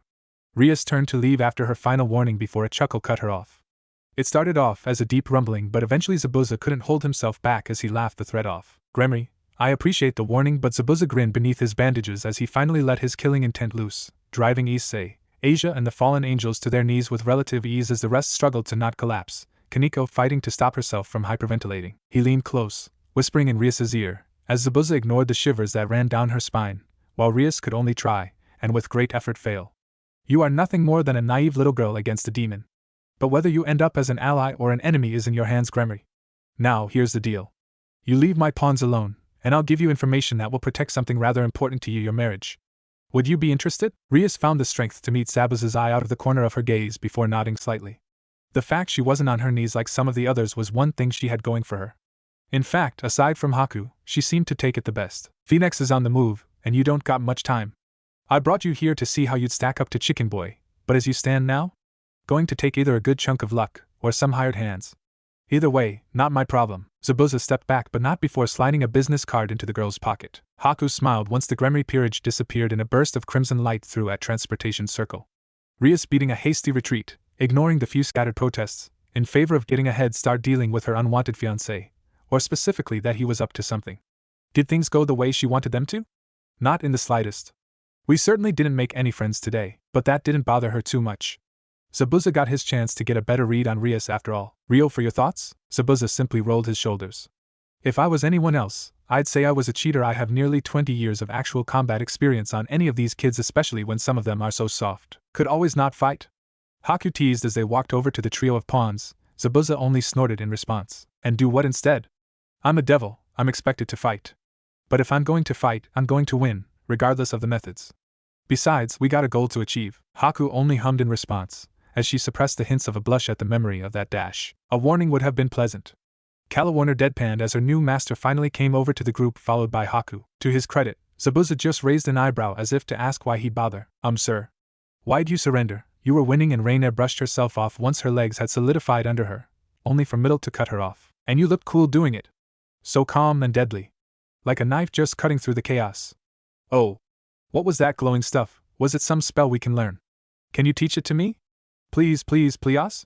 The petite blonde bounced around, looking up at Zabuza with eyes sparkling. Instead of a response, she got a hand on her head to hold her in place. Her response? Pretend as if the big, strong hands of her master were petting her in reward of a job well done, before they moved on to the main course. Rainier wiped away the small amount of drool that was starting to gather on her blonde friend's lower lip. Don't worry, Middled. All three of you have a chance to learn Senjutsu and more. When he's done with you, I'm sure you'll be able to take on anyone. Zabuza had to shake his head at Haku's absolute faith in him, even after dying. Haku, keep telling them I'm invincible and they might start to believe you. His gaze turned to Calawarner, Middlet and Rainier. Now since Haku and I still have school to attend. Grudgingly in my case. You will be alone here for most of the day. The girls seemed to perk up at that. But I will expect you to train for a respectable amount of time when you are home alone. I will be instructing you at nights, but during the day, what you do is your choice. Every week we will have a mandatory spare where I expect you to come at me with intent to kill, where I will judge your progress. If you are not meeting my expectations as individuals or a group, I will throw us out like trash? Or simply kill us and take back the 6 pawns you wasted for someone worth your time? Calawarner bit out, memories of being tossed aside by the fallen angels still fresh in her mind. Calawarner. Zabuza leveled her with an impassive stare as a small circle appeared in his hand. With a small flash of light it turned into dull gray combat knife. The blade looked sharp enough to cut through bone with ease. Guess here is where my smart mouth gets me killed. The Bluenet thought with vindictive glee and a hint of dread at being proven right. With a flick of his wrist the knife spun in the air, only to land back in his hand, handle pointing towards her. Calawarner. I will never admit to being an honest man. I am a liar, a killer and a demon, but I am also a selfish and greedy man. I do not let go of what is mine unless they want me to. Death itself hasn't stopped me yet. So when I say you, Rainier and Middle are now mine, believe it. You are my pawns, parts of my peerage and people I want to stand by my side for so long as you are willing. Zabuza pushed the knife handle closer to her as the blade bit into his skin, drawing out a small line of blood from his palm. And I'll give you this knife as a contract, another deal with the devil, but this time, it's personal. If I betray you, if I ever attempt to throw you away, simply take that knife and kill me. I will not stop you, nor will Haku. You may think you are just a tool. Something I keep around only to be used, and that's fine, think whatever you wish. I won't force you to do anything other than fight by my side and train. But remember this, his grin outlined against the bandages as he finished. Tools in my care are treated with respect and care they deserve, now come on. You three need to get washed up, and I have to cook? The last question addressed to Haku, who nodded, planning on joining the new additions in the bath. After all, it was big enough. And I've never really gotten the chance to do some proper feminine bonding in well ever. The Queen Peace chuckled at the thought of sizing up her competition. Kelwarner looked at the knife, her thumb gently running across the edge as she sat at the edge of her Zabuza's bed wrapped in only a towel. If she was in a complaining mood, she'd wish the piece of fabric was a tad larger, since her chest was threatening to spill out at just the mention of a light breeze. She was alone with her thoughts, something she was thankful for. Rainier had dragged Haku aside saying something about a personal question, while Middle was just being herself, taking an extraordinary amount of time to enjoy every last second of hot water she could. So that left her, one of 3 fallen angels turned devil, a knife and a lot of questions she couldn't answer at the time, as most of them were about a master she knew little about, and her feelings for him. To her, it sounded like the start of a really bad joke. It was the promise that bothered her the most, or the look in his eyes as he promised her. Absolute certainty. Certain that he wouldn't betray her, or that even if he did, he'd lay down like a dog and take it. She needed more time. That's all she needed, time to watch and wait. Judge a man by their actions, and not by their words. For words are just winds, but actions shape the world. If she was any less tired, Kelwarner would have reprimanded herself for basing her life decisions off of some fortune cookie she had a month again as she threw on a fresh pair of clothes. But for now, she'd go with it. I don't like Zabuza or anything like that, but I also don't hate him either. Again, Rainier picked herself off the floor with a groan. Zabuza hadn't been lying when he said he'd beat them into shape. He was handing them ass-whoppings like candy on Halloween night, and she ate it up. The fact she had 30-pound weights attached to her wrists and ankles did nothing to help her. After all, is it wrong to want to please my master? A line of thought that had been becoming far more common in her mind than she expected. She settled back into the stance that was drilled into her head over the past week, making sure to wait for Zabuza's approval before she attacked. She found it unfair that her opponent had a knife, but that was the entire point of the exercise. Getting used to fighting an enemy who has every advantage, and what an unfair advantage it is. Rainier screamed in her own head as the short blade that had been causing her so much trouble today drew a thin line of blood on her neck before she managed to pull away. Zabuza swiftly followed, running through a set style of moves he taught the trio over the past few nights, watching as Rainier did her best to counter, getting a few scrapes and shallow cuts that'd be healed up before the session was over. Then he got mean. His training has based off 2 phrases. Evolution through fear, and twice as much blood as sweat. So when Rainier thought she'd won the exchange by catching his knife hand by the wrist, she got a little surprise. He dropped the knife and in one swift motion freed himself from his pawn's clutches with a jerk of his elbow that twisted his torso. Zabuza used the momentum he had to knock Rainier off her feet with a low leg sweep, before he grabbed the falling knife out of the air, kneeling down to gently hold it against her throat. In Rainier's mind, all she knew was that one moment she had won, the next Zabuza was straddling her, with a knife under her chin. Cheater, don't think you've won until your opponent is dead, he chided, though Rainier found it hard to meet his gaze given the position. Zabuza had no such troubles. Yes, sir, was the weak reply as she pulled herself upright with Zabuza's offered hand. Your stance is getting better. Keep running through the drills during the day, and you'll have them mastered in a month. Rainier straightened out at the praise, holding her chin high. It was a rare thing in Grigori to be given a compliment by a higher-up, and usually it was followed by some veiled barb. Here the barbs were short and to the point. Wounds meant to toughen, followed by words of encouragement. The dark-haired pawn didn't know why, but she found the distinction important. It was rather nice to have such a selfless, strong, generous person as her master, unlike that toad Kokobile. Einar. Rainier. Zabuza pulled her back from her quick trip into dreamland. It didn't seem to affect her in combat, so he didn't mind too much, but he'd need to train her out of it in the event of ambushes. A soldier that isn't paying attention is a soldier that isn't going to make it through the fight. Yes, sir. Way to go, Rainier, now you made a fool of yourself. How will he ever trust you, if you can't even pay attention to training? I asked if you had any questions before I switch over to Middlet. He said the name with an edge of exasperation. Zabuza was not a creature of expression. He wore a mask over his face for a reason. He did not feel comfortable expressing himself, so the fact that in the past week he'd been assaulted with all manners of affection from the petite blonde was slowly driving him to insanity. His continued residency on the couch didn't help either, but that was a separate point. In the past 4 days alone, he'd had his showers interrupted twice by offers to wash his back, been caught trying to change 4 times, had to pry the girl off of him more times than he wished to mention when she was feeling cuddly, and he didn't want to get started on the attempted kisses or peeks under his bandages. Middle was a natural ninja in his mind, and if his concentration slipped for more than a few seconds she'd have appeared out of nowhere, fingers fumbling with the strips of cloth around his mouth, or his lips dangerous close to hers. He had to give her credit for her effort. No matter how much he increased her training by, she always found time to try again, each failure only adding fuel to the fire. Least she was keeping him on his toes. One of the downsides to being the only stealth fighter in a world of powerhouses was that he didn't have that constant threat overhead to keep his skills sharp. The blonde midget who made it her life's goal to repay Zabuza for saving her life with her first kiss among other things was the closest thing he had to a group of hunternims keeping him in shape. Frankly, he could decide which was a scarier prospect, death by hunternim or death by Haku. Haku, the girl who was being an outspoken supporter of Middle's antics. Haku, who was rather evasive whenever he asked her what she was doing. The whole situation was a minefield that he felt would be better remedied with a simple yes or no. If his queen was perfectly willing to let Middle fill out her desires, fine. Zabuza would do it just to calm the girl down. He was a practical man after all. Kiss the girl, shut her up, move on with his life. But if the answer was no, he'd stick to his guns until the teasing had finished or Middle gave up. He would be hard-pressed to say he loved Haku, just as he'd be hard-pressed to say he loved anyone in his life. He did, as much as a demon could, but years of emotional suppression do not just disappear completely, and saying it out loud to anyone other than himself or Haku herself seemed like exposing a weakness. So, he'd stay quiet and deal with constantly double-checking the lock on the bathroom door, possibly getting a deadbolt for the damn thing, as well as throwing Middle out of his room from her various hiding places till things blew over. Unaware of her king's mental dispute, Rainier shook her head, resolving to get the sets down in 2 weeks to eke out another compliment. After all, Haku's advice was Zabuza values loyalty and hard work. And his rewards are generous. And if that little look she gave me meant anything, she approves of. Keep it up. Remember, there is no such thing as shitty steel, only poor swordsmiths.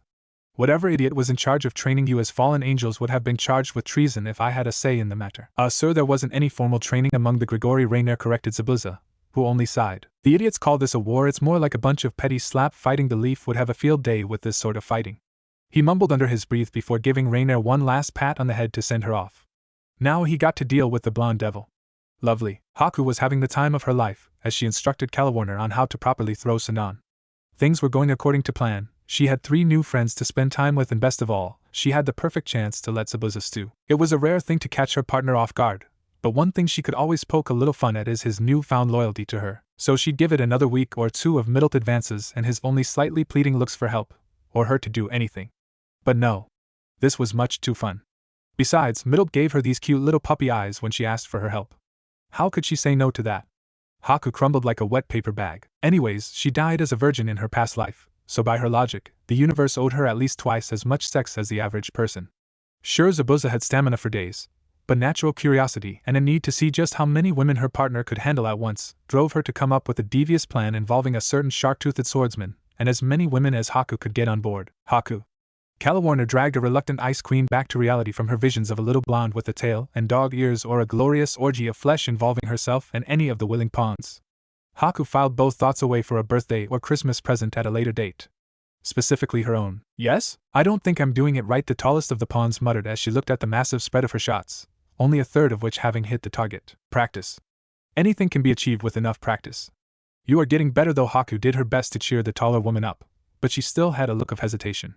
Besides, you could always ask Zabuza for some private training. I don't think I need that much help. Calawarner did her best to deadpan a response, but the tint of pink in her cheeks ruined the effect. Oh, alright, now come on.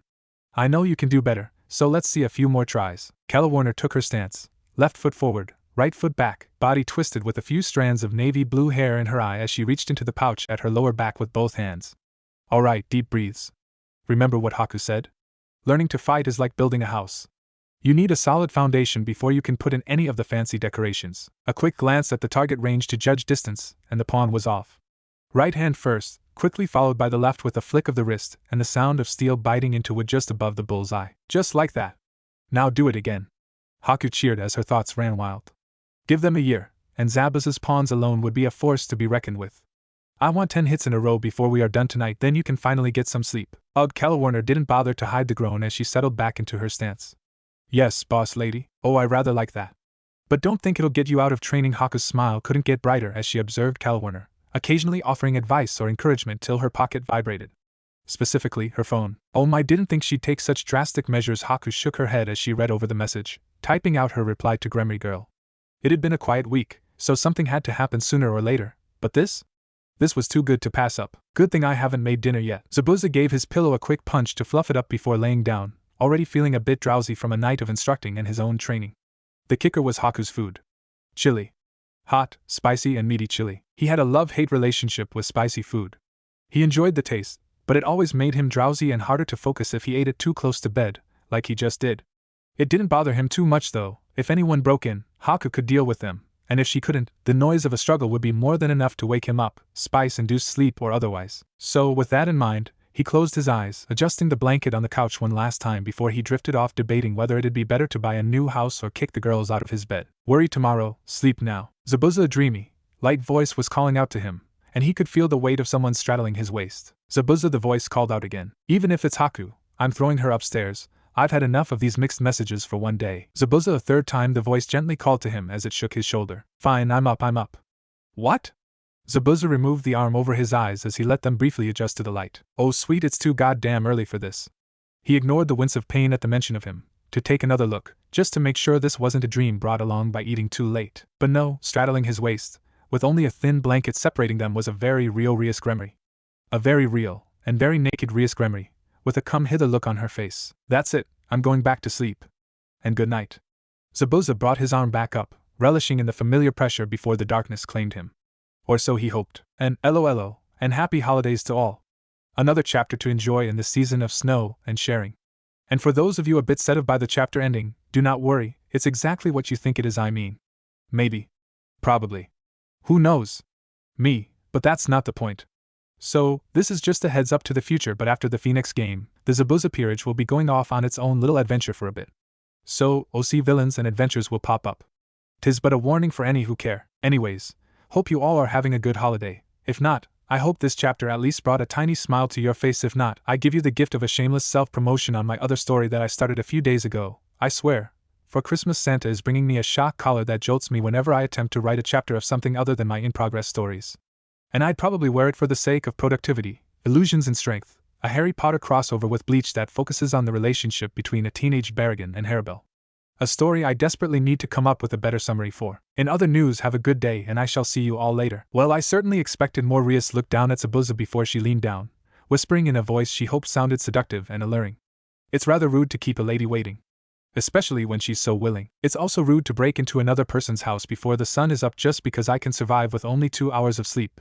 A day doesn't mean I enjoy it, he shot back. So when a beautiful woman is laying on top of you, stark naked, begging you to take her then and there, your first response is to go back to sleep. Yes. Am I not good enough for you?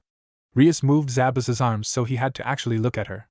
Guilt tripping him into having sex with her wasn't her preferred tactic, but after Greya shot down her attempt with Issei, the Gremory heir was starting to feel a bit desperate. Yes, now with all due disrespect, good night. Zabuza closed his eyes and attempted to block out the world.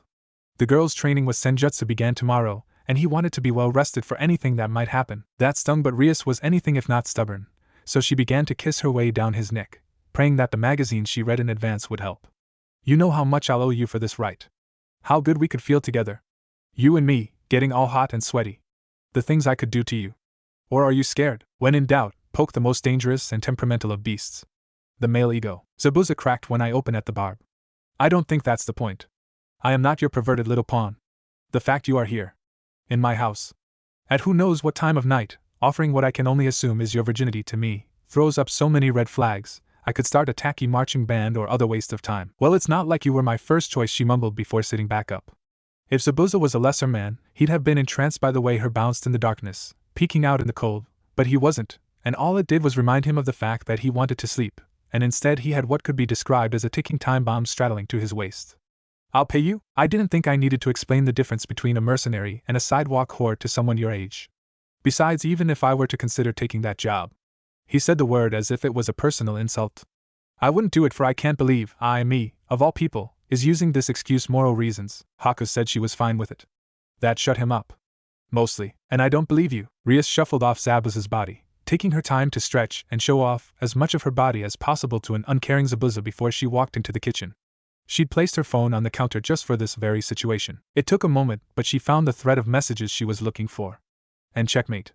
Rias handed him the phone as she crossed her arms, propping up her chest. This whole thing was a blow to her pride, but she'd manage if it broke the contract. Still, would it kill him to at least pretend like he cares? Can I talk? Need help breaking my engagement? Sleep with someone so long as Zabuza agrees I have no issue? Well, there it was. All spelled out before him. It was certainly Haku's number. He'd been offered up on a silver platter so long as he consented. I'm really starting to hate you, Gremory, he sighed as he put the phone down onto the table. He could feel a headache coming on, the fact that Rias was back to sitting on him doing little to relieve him of it. Look. Why don't you just challenge him to a raiding game for your freedom? Because he's a phoenix. Rias responded as if it was the most obvious thing in the world. I know how strong my peerage is. I trust Akino with my life. I know Kaneko and Kiba will throw themselves in front of a sword for me, but it's not a fight we could win without a miracle. So you have to go with the other option. I understand why you don't want to marry Riser. He's a prick, but why go to this extreme? Zabuza motioned to himself and a naked Rias at the mention of this with a free hand. You do realize that if word gets out we fucked, you aren't the only one who's going to get in shit. If anything, the Phoenix clan is going to be demanding my head on a pike. And while I wish to fight your brother, I'm going to do it on my terms. Terms that don't include him enraged from making his little sister seem like a slut. He continued before glaring up at Rias. So, give me a reason. Why should I help you? Why should I go through the trouble? Why do you fight? Why should I give a damn? Because I'll pay you whatever you want, Rias yelped as Zabuza shifted, and faster than she could react, she was pinned to the couch with Zabuza looming over her, with a dangerous smile on his face. Since when did he have shark teeth? Not that he didn't pull them off with a dangerous and appealing aura, but something like serrated teeth aren't easily hidden. Zabuza ignored the sight of Rias struggling to get free, her wrist held in place above her head by just one of his hands. Wrong answer, women. Now, why don't you try again before I decide to stop playing nice? He leaned forward to whisper the next part, the shiver running down Rias's spine. More than enough petty vengeance for now. And a bit of advice for next time. Only negotiate, if you have the stronger position. Or who knows, someone might just take advantage of you. Having taken his little bit of revenge, Zabuza removed his head from the crook of Rias's neck to look at her. She was a bit shaken by the turn of events, but she refused to show it. Good, she's got spunk. More than can be said for most. I want people to see me as me. Rias spoke up, as if challenging Zabuza to talk back. For now he kept quiet. I'm always seen as Rias Gremory. Even you refer to me by that stupid name. I want to show them all I'm more than just that. I want to be more than Rias the political marriage, Rias the little sister of a Satan. I want them to look at me for me. Is that so wrong? Yes. What? Rias started before Zabuza's free hand covered her mouth. The last thing he needed right now was to wake up his pawns. Rainier and Calawarner would probably have a few awkward questions to ask, while Middled, knowing her, would want to join in on the perceived fun. I expected something more than a little girl standing on a soapbox screaming for attention. I thought you better than someone who cared for the opinion of sheep. Zabuza ignored the glare being sent his way as he removed his hand. The last thing he wanted was a bite wound as the insult cherry on top. I don't want attention. I want respect. Rias ground out, getting a short laugh from the swordsman. Then why are you here, begging for me to bend you over my counter and fuck you like a common tramp? Don't ask me for something stupid like that. If you are going to sell your soul to a demon, at least have the balls to ask for the power to choose your own destiny. Fine. Rias shot up in a quick burst of strength to get back on top, looking down on at a rather smug-looking devil.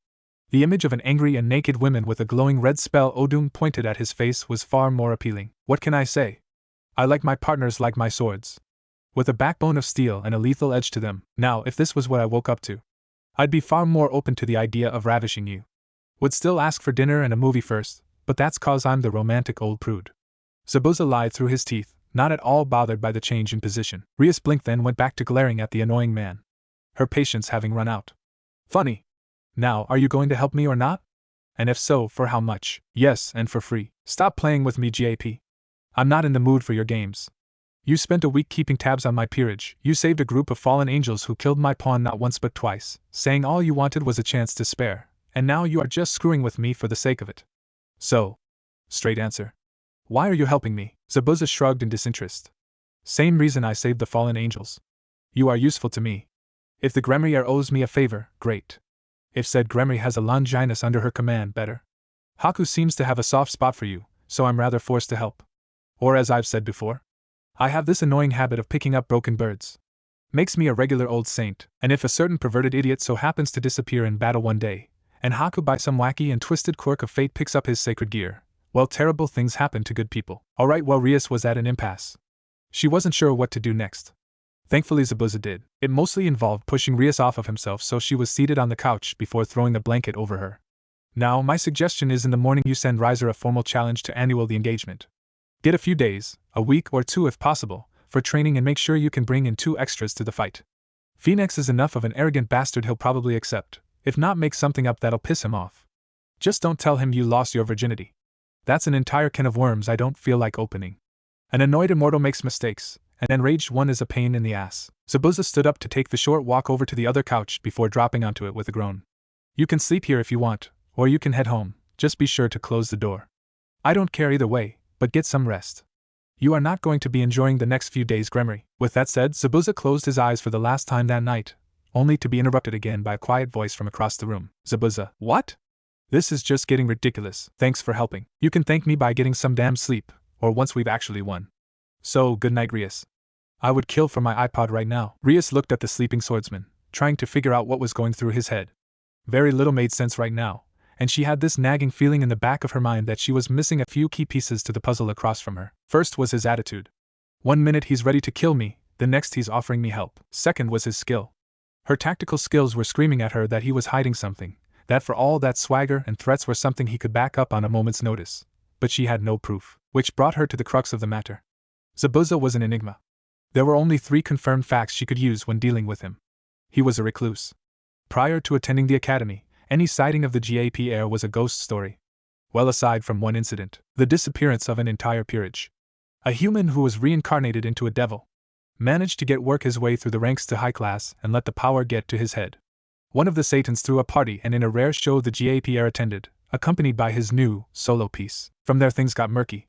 Some say the reincarnated devil made some rather lewd overpasses to Haku, while others talked about Zabuza throwing the first punch. No one really knew. All Rias knew was that the reincarnated devil left the party with a broken nose while swearing to get revenge on a 12-year-old Zabuza for the embarrassment. And as cliché as it sounded, even in her mind, the devil with a broken nose was never heard from again. As if they never existed in the first place. Zabuza's words came back to her. If I had any hand in this, Issei's corpse would have been fish food for the past 4 days, and you'd have no idea I was even involved, much less that Issei was even dead. No, he'd simply fade into the mist. After all, I'm a professional. A rather chilling thought, still I'll keep an eye on him. 2 people can play at whatever you're up to, GAP. And the fact he was a rather attractive man would simply make the observation that much sweeter. Not again, Zabuza groaned as he was overcome with a strange sense of déjà vu at the weight of someone straddling him. If it's Gremory, I'm killing her. Good morning. Haku smiled down at Zabuza as he cracked an eye open to glare at her. The fact she was at least wearing one of his t-shirts, instead of following Gremory's example, was a small blessing he was thankful for. Thank Kami for small mercies, he thought. You. Zabuza brought a hand up to massage the bridge of his nose as he collected his thoughts before putting it back down by his side. Are in a lot of trouble, Missy. Haku leaned forward, giving the newly awoken teen a chaste kiss with a playful smile. Oh? And are you going to punish me? She didn't pull back as she felt Zabuza's hands come up to give her bare ass a possessive squeeze. Yes. Now get dressed, get Gremory the fuck out of my house, and tell the girls they have the day off. As he spoke, Zabuza traced one hand up Haku's spine, suppressing a smile as she shivered under his touch. Once his hand was behind her neck, he pulled her closer for a passionate kiss. They stayed connected for a few moments, Zabuza not letting Haku pull away as their tongues intertwined and battled for dominance in each other's mouth. Finally, Zabuza let his queen go, smirking at her flushed face and breathless expression. You seem to be enjoying your punishment a little too much, he teased. I aim to please, sir. Haku grinned as she sat back up, not trusting herself to have the control necessary to stop if she went any further. Zabuza's orders come before personal pleasure. Good. Now up. I have to send the twins a message before you get a proper reprimand. He had to chuckle at the small pout Haku gave him, before he pushed her onto the couch. Don't look at me like that. You'll have my full attention for hours to come. Zabuza whispered in her ear. Tease. Haku gave him one last peck on the cheek before standing up. As loath as she was to admit it, work came before pleasure. Now to find my damn phone, Zabuza thought as he cracked his neck. Middle, what are you doing? The small blonde ignored Calawarner, and her curious look as she continued to press her ear to the door of the only bedroom in the house, imagination going wild. This is far more important than talking to the hag. Curiosity piqued, the eldest pawn walked over towards the door, moving a strand of hair out of the way as she pressed against the cool wood. It took her a moment for her hearing to adjust to the quiet and muffled sounds, and took her even longer to figure out exactly what she was listening to. The pervert. In retrospect, the faint blush on Middle's face, and the fact they were standing outside Zabaz's locked room should have clued her in. WHWH. Warner started before Middle jumped up to silence her with a pair of hands firmly over her mouth. Right now, the blonde's greatest priority was allowing this to go uninterrupted. Shut your mouth. They are just getting to the good part. Middle whisper yelled at her peeping companion, blue eyes glaring up at the taller women who'd regained her composure. Mostly. How long have they been in there? Warner just had to ask as Middle slid back to the door. What time is it? The blonde whispered back. Little after 1. Why? About 3 hours then. Warner blinked, caught between worry for Haku and a sense of jealousy that she did her best to smother with various curse words in her own mind. I am not jealous. Move over. It was Middle's turn to raise an eyebrow, not needing to voice the question. Because he is my master and a girl wants to make sure he doesn't hurt himself. It's not like I care or anything. The brunette snapped quietly. Middle grinned like a cat that caught a particularly juicy mouse, but didn't say a word as she slid over to allow the other women her space, which is exactly how Rainier found them 30 minutes later. She had the sense not to ask why her friends were standing outside Zabaz's room. Instead, she just knelt down to take a listen for herself, freezing with shock once she heard a particularly loud moan. So there they stood. The first out of a perverted sense of victory that her master wasn't wasting that perfect body of his with celibacy, and plots to make sure she had her turn. The second stayed locked in a mental debate with herself on what she was feeling, against what she should be feeling. The last of the trio just sat there blushing, listening and wishing she was on the other side of the door. Later, on their way to meet up with the Gremry peerage, Zabuza would wonder why Middle had the biggest grin on her face, while Warner and Rainier couldn't bring themselves to look him in the eye with their beet red faces, the number 6 seeming to be the current topic of discussion. Rias was rather happy with herself. She may not have managed to break her engagement, but she had a good feeling. It had taken her 4 encounters with the boy, but she could see something in his eyes. Something she and the rest of her peerage lacked. Not that the fact bothered her, since she enjoyed Kaneko as her quiet, snack-eating self. Or Akino as she teased, acting as the club's older sister. Issei as the adorable little pervert, or Kiba as a perfect gentleman. Even Asia, who joined them for such a short time, had worked her way into Rias's heart. So no, she would not want to see the spark of a soldier in their eyes. No, not a soldier. The glint was too wild, too chaotic for a professional soldier, but too cold and uncaring for a warrior like her cousin. Zabuza was an assassin in her mind. Which meant he was to be handled with care, since his loyalties went to the highest bidder. Yen for your thoughts, Prez? Akino said, handing the redhead her tea, with a soft smile. She and the rest of the Occult Research Club had already been informed of both Rias's marriage situation, as well as Zabaz's involvement. To say Issei was not pleased was an understatement, but he accepted it grudgingly after a bit of convincing from Asia. That girl truly is a saint. The blonde had already seemed to forgive the fallen angels for not trying to kill her, but actually getting away with it. Rias just shrugged at her queen's question, looking over the quiet scene of her peerage relaxing in the clubroom. Kaneko munching on some snacks, Kiba reading, and her 2 newest additions happily chatting away on the other couch. Just wishing that GAP would show up. The more time she wasted meant the worse off her chances of breaking the engagement were. She'd sent the challenge first thing this morning, so it was only a matter of time that Riser sent his reply. As if summoned by her words, a glowing magical circle appeared in the clubroom. Finally. The Gremry heir thought with relief before it turned red, flames pouring out of it. Rias swore in her mind as Riser and his entire peerage appeared in her clubroom. Riser himself wore a look of such smug superiority that she wanted to vomit. He stepped forward, arms wide in that tacky red blazer of his. Rias! How lovely to see you. I just thought I'd drop by and congratulate you on pulling such a great practical joke on my father and I. It wasn't a joke, Riser. I'm not marrying you. 10 days from now, your peerage against mine. With a bit of outside help, of course. Rias smiled to herself as the smirk on Riser's face faltered. He must have actually thought it was a joke. Riser took a step forward with a chuckle, only for Kaneko and Kiba to block his path. You can stop playing now, Rias. It was funny the first time, and amusing the second time, but really. Why would anyone want to turn down me? The blonde threw back his head, in a pose he probably thought dramatic as the entirety of his peerage, -1, swooned on themselves. Asia held Issei back from punching the enemy of all poor men everywhere as the blonde continued. It's cute how you've always played hard to get, but don't worry. In a few weeks, even after this little play fight of yours, I'll be able to show you the pleasures of being a woman with a real man. You'd be a lovely addition to my harem. I'll even get rid of these pigs for you. Riser waved his hand over at a blank-faced Kiba and an irritated Issei. Who do you think you are, thinking you can just treat Prez's virginity like it's a damn Pokemon to be caught? Issei snapped, only to get the business end of a wooden staff in his throat from a girl with blue hair. Don't you dare talk to Lord Riser like that, you scum. Now Mira, don't worry. Riser came up to the girl's side, lifting her chin up to give her a rather impassioned kiss in full view for everyone to see. I can take care of swine myself. Wouldn't want you to dirty your hands with filth. The blonde turned to glare down at a coughing Issei.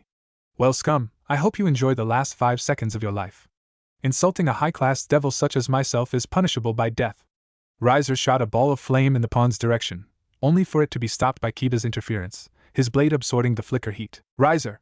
Those are members of my peerage. You will stop this instant or else. Rias threatened, even as she prayed for Zabuz's arrival to help even the odds. Yes, what Riser was doing would be frowned upon and punished, but in the long run it wouldn't ruin his engagement to her. Devil laws were rather sexist and unfair in some ways after all. Riser just shrugged as more flames appeared in his hands. In his mind he had 2 options. He could listen to Rias and back down. An action that just didn't sit well with him. He was a phoenix. He was immortal. He wasn't going to back down just cause some woman told him to. The far more preferable option was kill off the pigs now. Would make things easier for this farce of a rating game, and it'd show Rias that he was serious about her. Yes. That works. Riser raised both hands with a wicked grin as more fire appeared. Sorry Rias, I didn't hear you. You want me to burn them to a crisp? Happily, the spell had barely left his hand before Riser found his arms bound in chains. Chains in the shape of shuriken that connected 2 cloaked figures. Told you we had enough time to stop at McDonald's for a burger. The one on the left spoke in a metallic voice, the majority their faces obscured by a large black rebreather connected to a metal band over their forehead. The one on the right had a single horn attached to the center of his headband, while the one who spoke first had 2. You say as we barely arrive in time to protect the customer, said the second figure in a similarly mechanical voice, their tattered gray cloak covering up the entirety of their body, aside from the part slightly lift to show they each held one end of the chain as it dug into Riser's flesh. Boss would kill us if we lost one of the customers so early. Ah fuck, good point, well screw it. Everyone's safe, so what's the point of worrying? Aside from fried chicken boy here, the rest are small fries, man. Think boss will feed us after this. I'm starved for some reason. One horn motioned with his head to the Phoenix peerage who were chomping at the bit to attack the 2 idiots who dared raise their hand against their master. Riser for his part just kept his look of smug superiority up, laughing internally at the foolishness of thinking they could beat him. How am I to know? Focus on the job. Boss said he'd be running late since Haku needed to be punished. His words, not mine. Rias wasn't sure how someone who sounded like they were talking with a tin can over their mouth could sound so deadpan, but there it was. But they said Haku, so they must be part of Zabuz's peerage. Finally, some reinforcements. Damn. She gets all the luck. So one horn glanced at Riser. Turkey dinner. We going to play nice or am I going to have to cook your goose? Now you're just taunting him. And stop with the food puns. I don't want my last meal before boss kills us to be chicken nuggets bigger than Phoenix's balls, or his brain. The metaphor works both ways, really. That was the straw that broke the camel's back as a pair of girls with cat ears charged forward, not going to take another insult to their master lying down. Just die, you scum! They screamed in unison as they jumped up, fists on a collision course with the masked intruders' faces, even as they heard their master grunt in pain as his arms were torn off. The intruders sidestepped the enraged swipes with ease, cloaks swaying in the wind as one horn's right hand and 2 horns' left hand rose into view to reveal a set of large clawed gauntlets. 1 horn and 2 horn were a work of symmetry as they spun on their heels, grabbing the cat-haired twins by the back of their head, smiling under their masks at the screams of pain as they squeezed their metallic hands. But they weren't done yet. Their master had taught them long ago that if you were going to give someone a warning, it was always best to go overboard, rather than have it fall flat. So Riser could only watch as he got his fire ready to immolate the intruders into the afterlife as they charged each other, still with a firm grip on his pawn's head. The sound they made as the cat girls' faces were smashed together were something he'd remember for days to come. Next, the masked duo said in unison as they unceremoniously tossed the unconscious pair of girls to the floor like a set of used rags. They didn't even blink at the blood that was soaking into the carpet as it leaked out of what remained of the girls' noses. No. No, next. This foolishness stops now. A new voice spoke up. Calm, cold and familiar to Riser and Rias. Riser. You will take your peerage and leave. Any more of your foolishness, and I will be forced to inform your father. Riser just glared at the silver-haired woman as Grafia turned her attention to the cloaked figures. And you two will leave the premises of this school. By choice or by casket. One horn just blew out a breath. And who are you to kick us out? We don't take orders from grannies. Boss was invited here for a meeting, and since we can no longer have any fun with ham sandwich over there, you can shove off. That wasn't even closely related to poultry. 2 horns put in as the collective jaws dropped. You know as well as I do that we only have one job. Kill whoever the boss tells us to, and protect whoever he tells us to.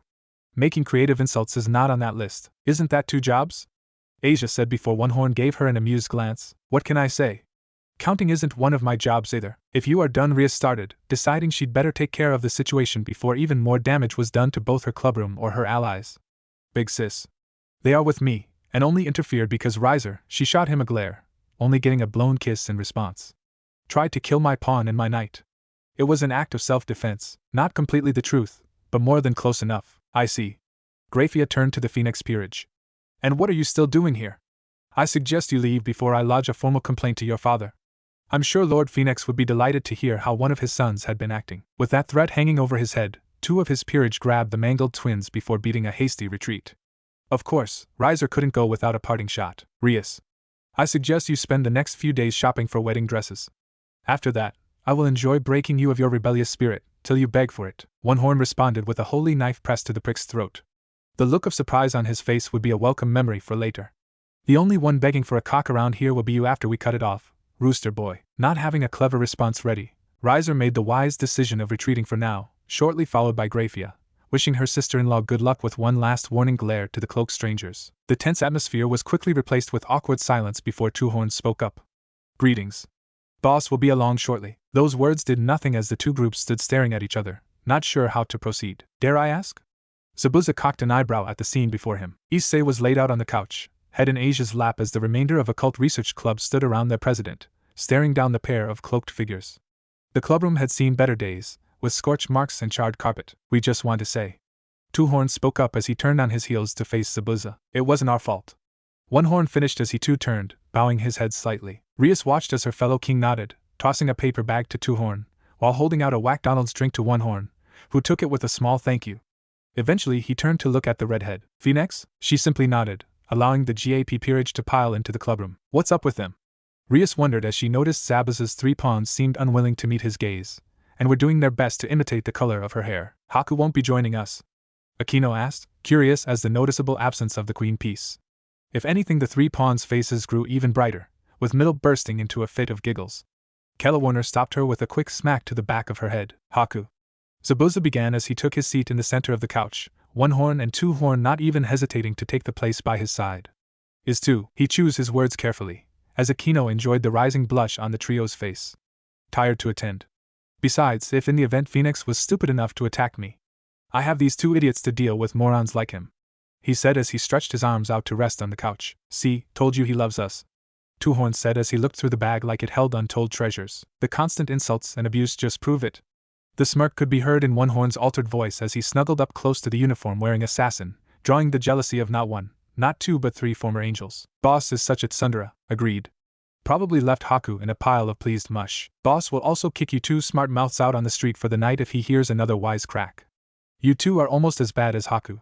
Zabuza let out a long-suffering sigh as he gave the twins a half-hearted glare. In response, they just took off their rebreathers to enjoy their snack. Middle hid a giggle behind a discreet cough, as the former angels took their seats on the couch. Rainier and Warner sat next to One Horn and Two Horn respectively, while Middle was pushed to the floor for trying to sit in Zabuza's lap. The Occult Research Club's reactions to the conversation was mixed. Rias ignored the chatter, anxious to get down to business. Asia was too busy fussing over Issei to care, while the pawn did his best to not think about a naked Haku. He didn't have any definitive proof of what Zabuza would do to him if he allowed his mind to wander, but it wasn't going to be something as easily walked off as the beatings from the Kendo Club. Kiba kept up his polite smile, as Akino seemed to be bouncing in place wanting to hear some dirty details. Kaneko just stared at the cloaked twins, watching them with interest. Sundra the twins said in their distorted tone before Two Horns started picking at the fries, while One Horn drank the shake. And you are late because you stopped for lunch?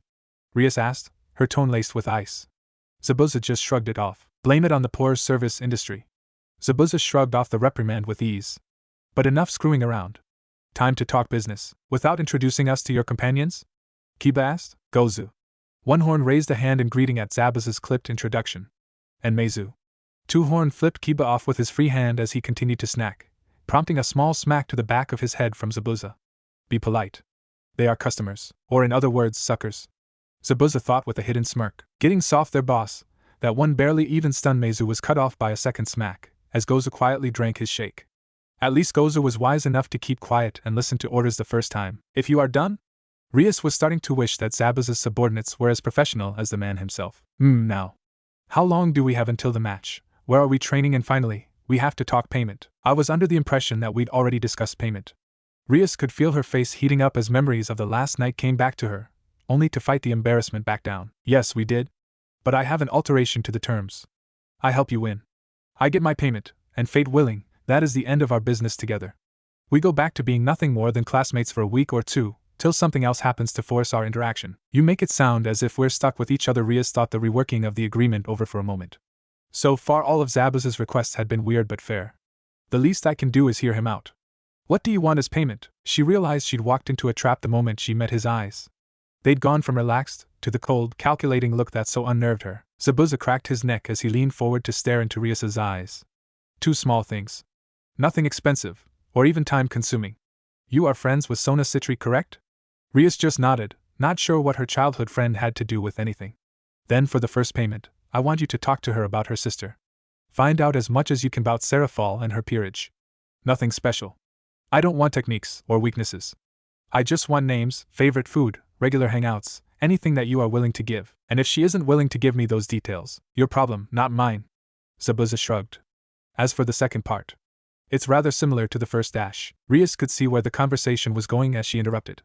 You want details on my brother's peerage as well, don't you? The redhead couldn't see the actual smile, but she knew it was there under the scarf. Yes. That is my price. Rather reasonable, don't you think? A bit of info for a fan of Satan Pink and Satan Red and you get your freedom. And if I refuse, then I'll enjoy the chance to buy Haku and the rest of my peerage some new formal wear. I've never been to a wedding before, but I hear they are quite fun. Zabuza's thoughts echoed her own. Without his assistance she was doomed. Fine. Rias said with a sigh, cursing herself, Zabuza and in particular Razor for forcing her into this position. At least Big Brother is strong enough that giving a few things away won't make too much of a difference. As for Sona, I'll talk to her tonight. There was something in the back of her mind that was screaming at her. That from the start all Zabuza had been asking for was seemingly inconsequential bits and pieces, was just so suspicious, she couldn't get a read on his intentions. Zabuza leaned back on the couch. Good, now what is your plan? Of why must these packs be so heavy? Middle whined as she struggled up the mountain path. The Occult Research Club had arrived the day before to get a head start on their training, while the GAP peerage by Zabuza's order took a day off to regroup and rest. After all, in his own words, the only one who'd be enjoying the next 13 days would be him.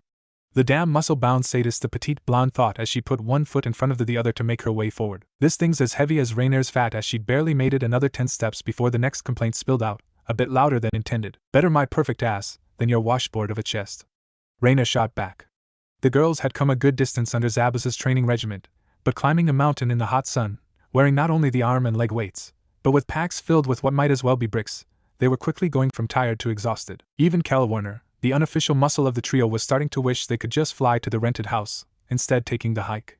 The bickering between her fellow pawns did little to improve her mood. She had kept her mouth shut for the past 2 days, since saying anything might bring her grievances with this plan out into the air. She had to remind herself that she was just a pawn, and regardless of what she thought, Zabuza made the decisions. It was this lack of concentration as she wished her partners would quiet down that nearly sent her face first into the dirt path, saved only by Zabuza's quick hand grasping her shoulder. With an embarrassed flush, Calawarner righted herself and turned to thank her king, but he beat her to the punch. Rainer middled.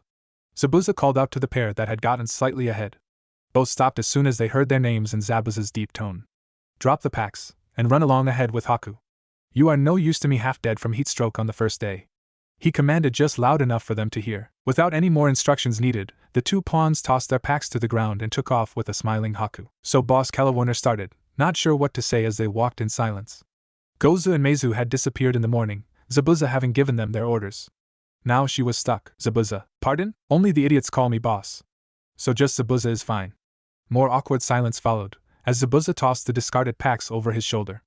At his outstretched hand, Calawarner gave hers over as well. She wasn't going to complain, but the lack of weight on her back was definitely an improvement. It was after all the first time she'd ever spent with Zabuza by herself. Normally they were training, or had Rainer or Middlet, at the very least Haku to hide behind. Bo Zabuza.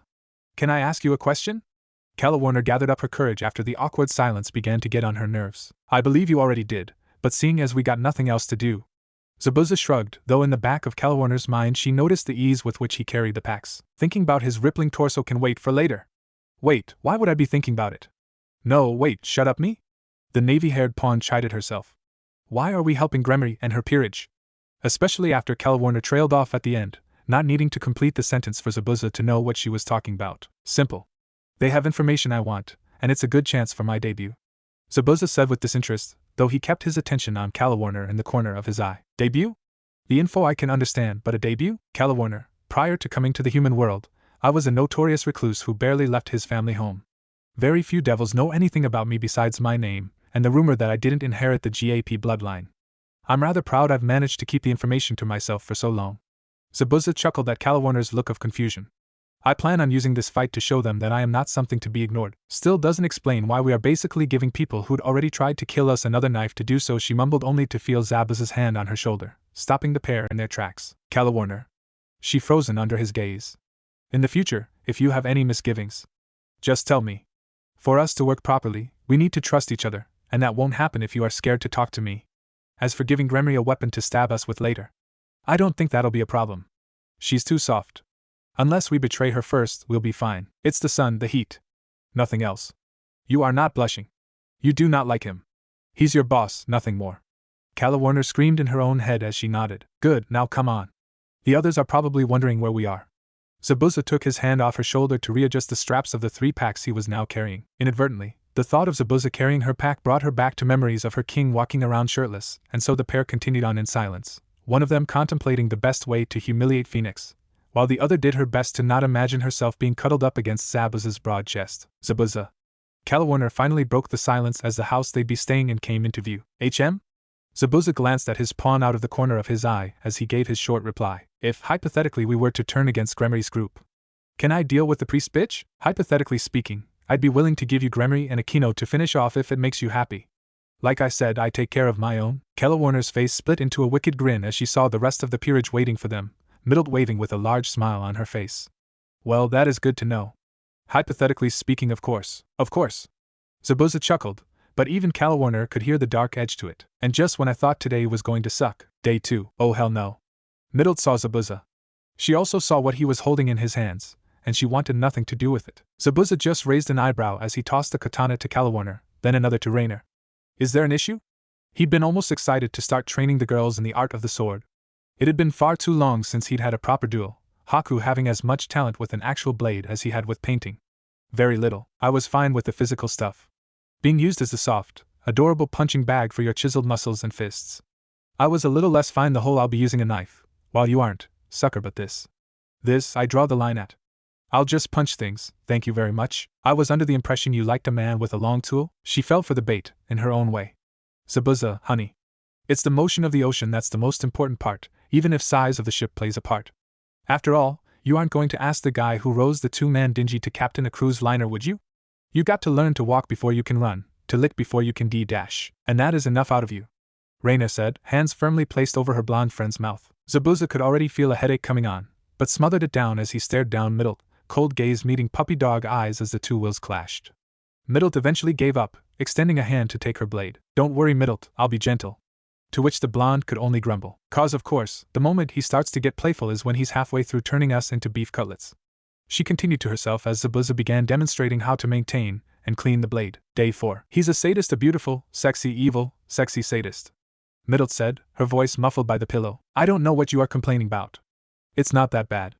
Calawarner said as she finished squeezing into one of her new shirts and began looking for a towel. Says the hag.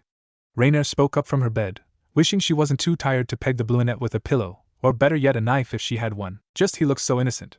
He is always smiling and always so nice, yet she continued with a shiver at the memories of the past 3 days. Zabuza hadn't done anything overly bad, he just didn't seem to understand the concept of a break.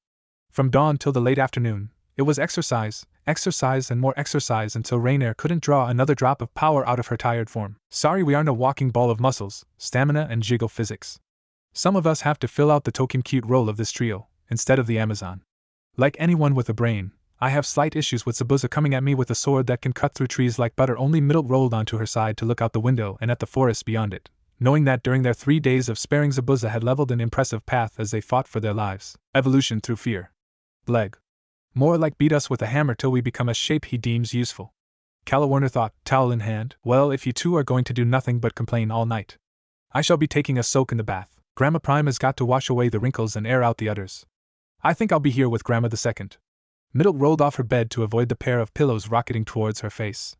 Baiting her fellow pawns about their age was her second favorite pastime, and on any day it paid off. Aches and pains from landing on hardwood flooring being a small price to pay, like the perverted cockroach you are. I'm surprised he hasn't just tossed you into a straitjacket by this point. Rainier shot back, wondering exactly what Zabuza would do if Middle actually succeeded in one of her perverted adventures. TSK, my dear Rainier. One would think you don't pay attention to your surroundings. Middle puffed up her chest as Calwarner groaned. If that isn't a case of the pot calling the kettle black, I don't know what is. The black-haired pawn mumbled. Agreed. Ye have little faith. Zabuza is madly in love with all of us. Me mostly, but I'm sure you fit in here somewhere. Middle waggled her finger at her fellow pawn's look of disbelief. Neither Calwarner nor Rainier spoke for the next few moments as their minds tried to process the statement that had just been put forward. It was Calwarner who broke the silence first. I would kill for 5 minutes inside your head, just to see how the hell you came to that conclusion. Please.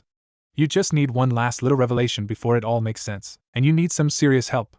I think Zabuza missed a few pieces after the Gremory bitch blew you up.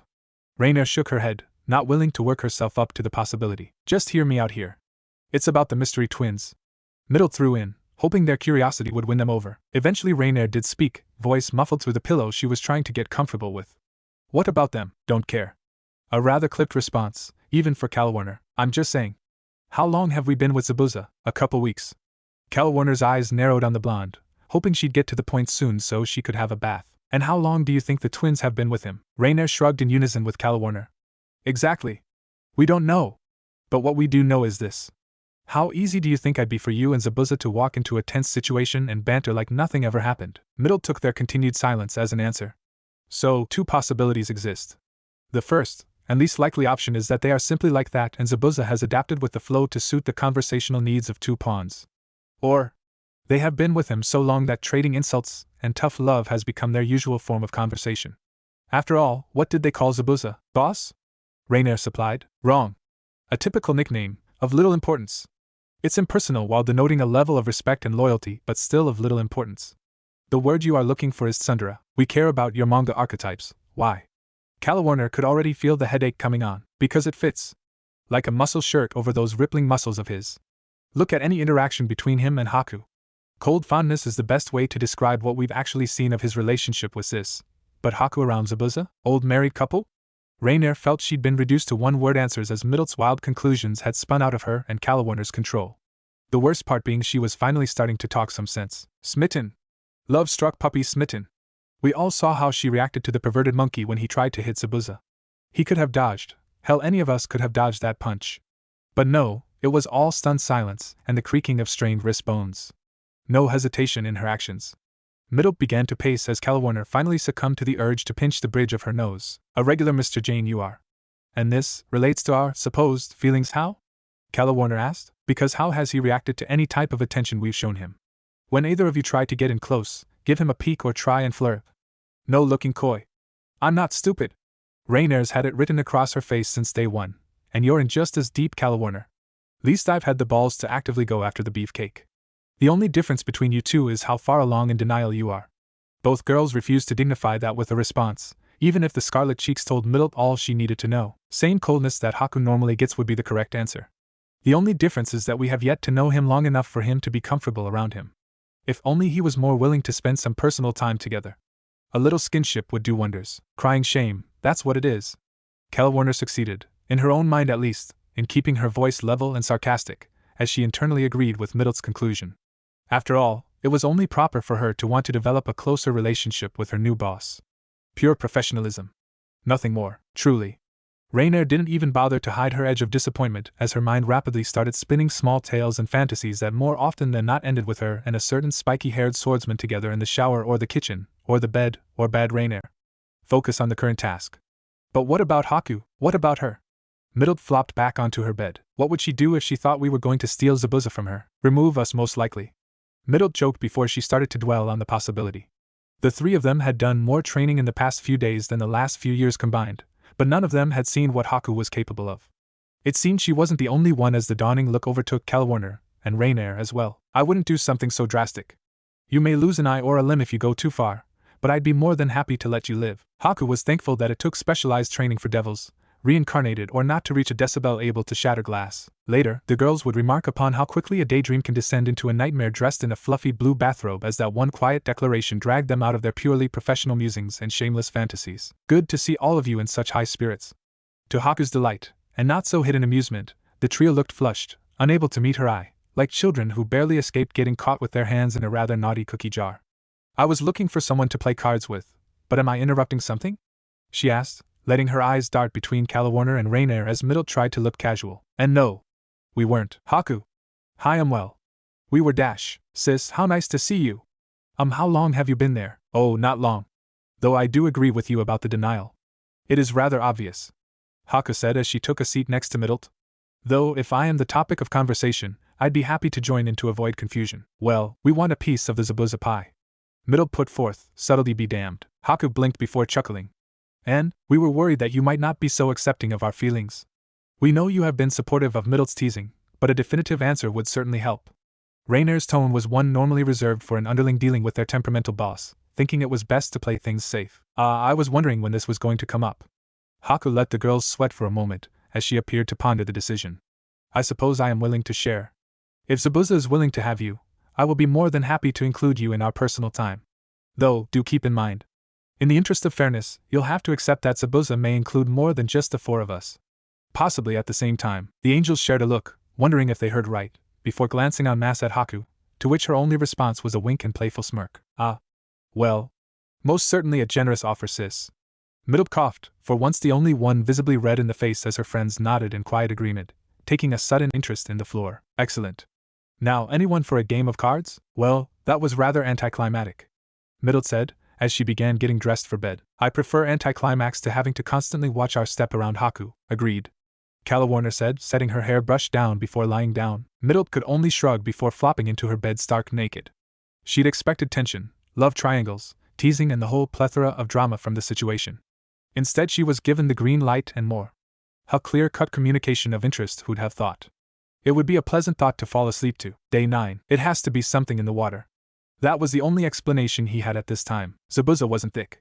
He could take a hint, especially when they were being broadcast with as much subtlety as a chidori to the face. Calawarner's state of dress or lack thereof, along with Rainer's insistence on stretching whenever possible, and the less said about Middlet the better.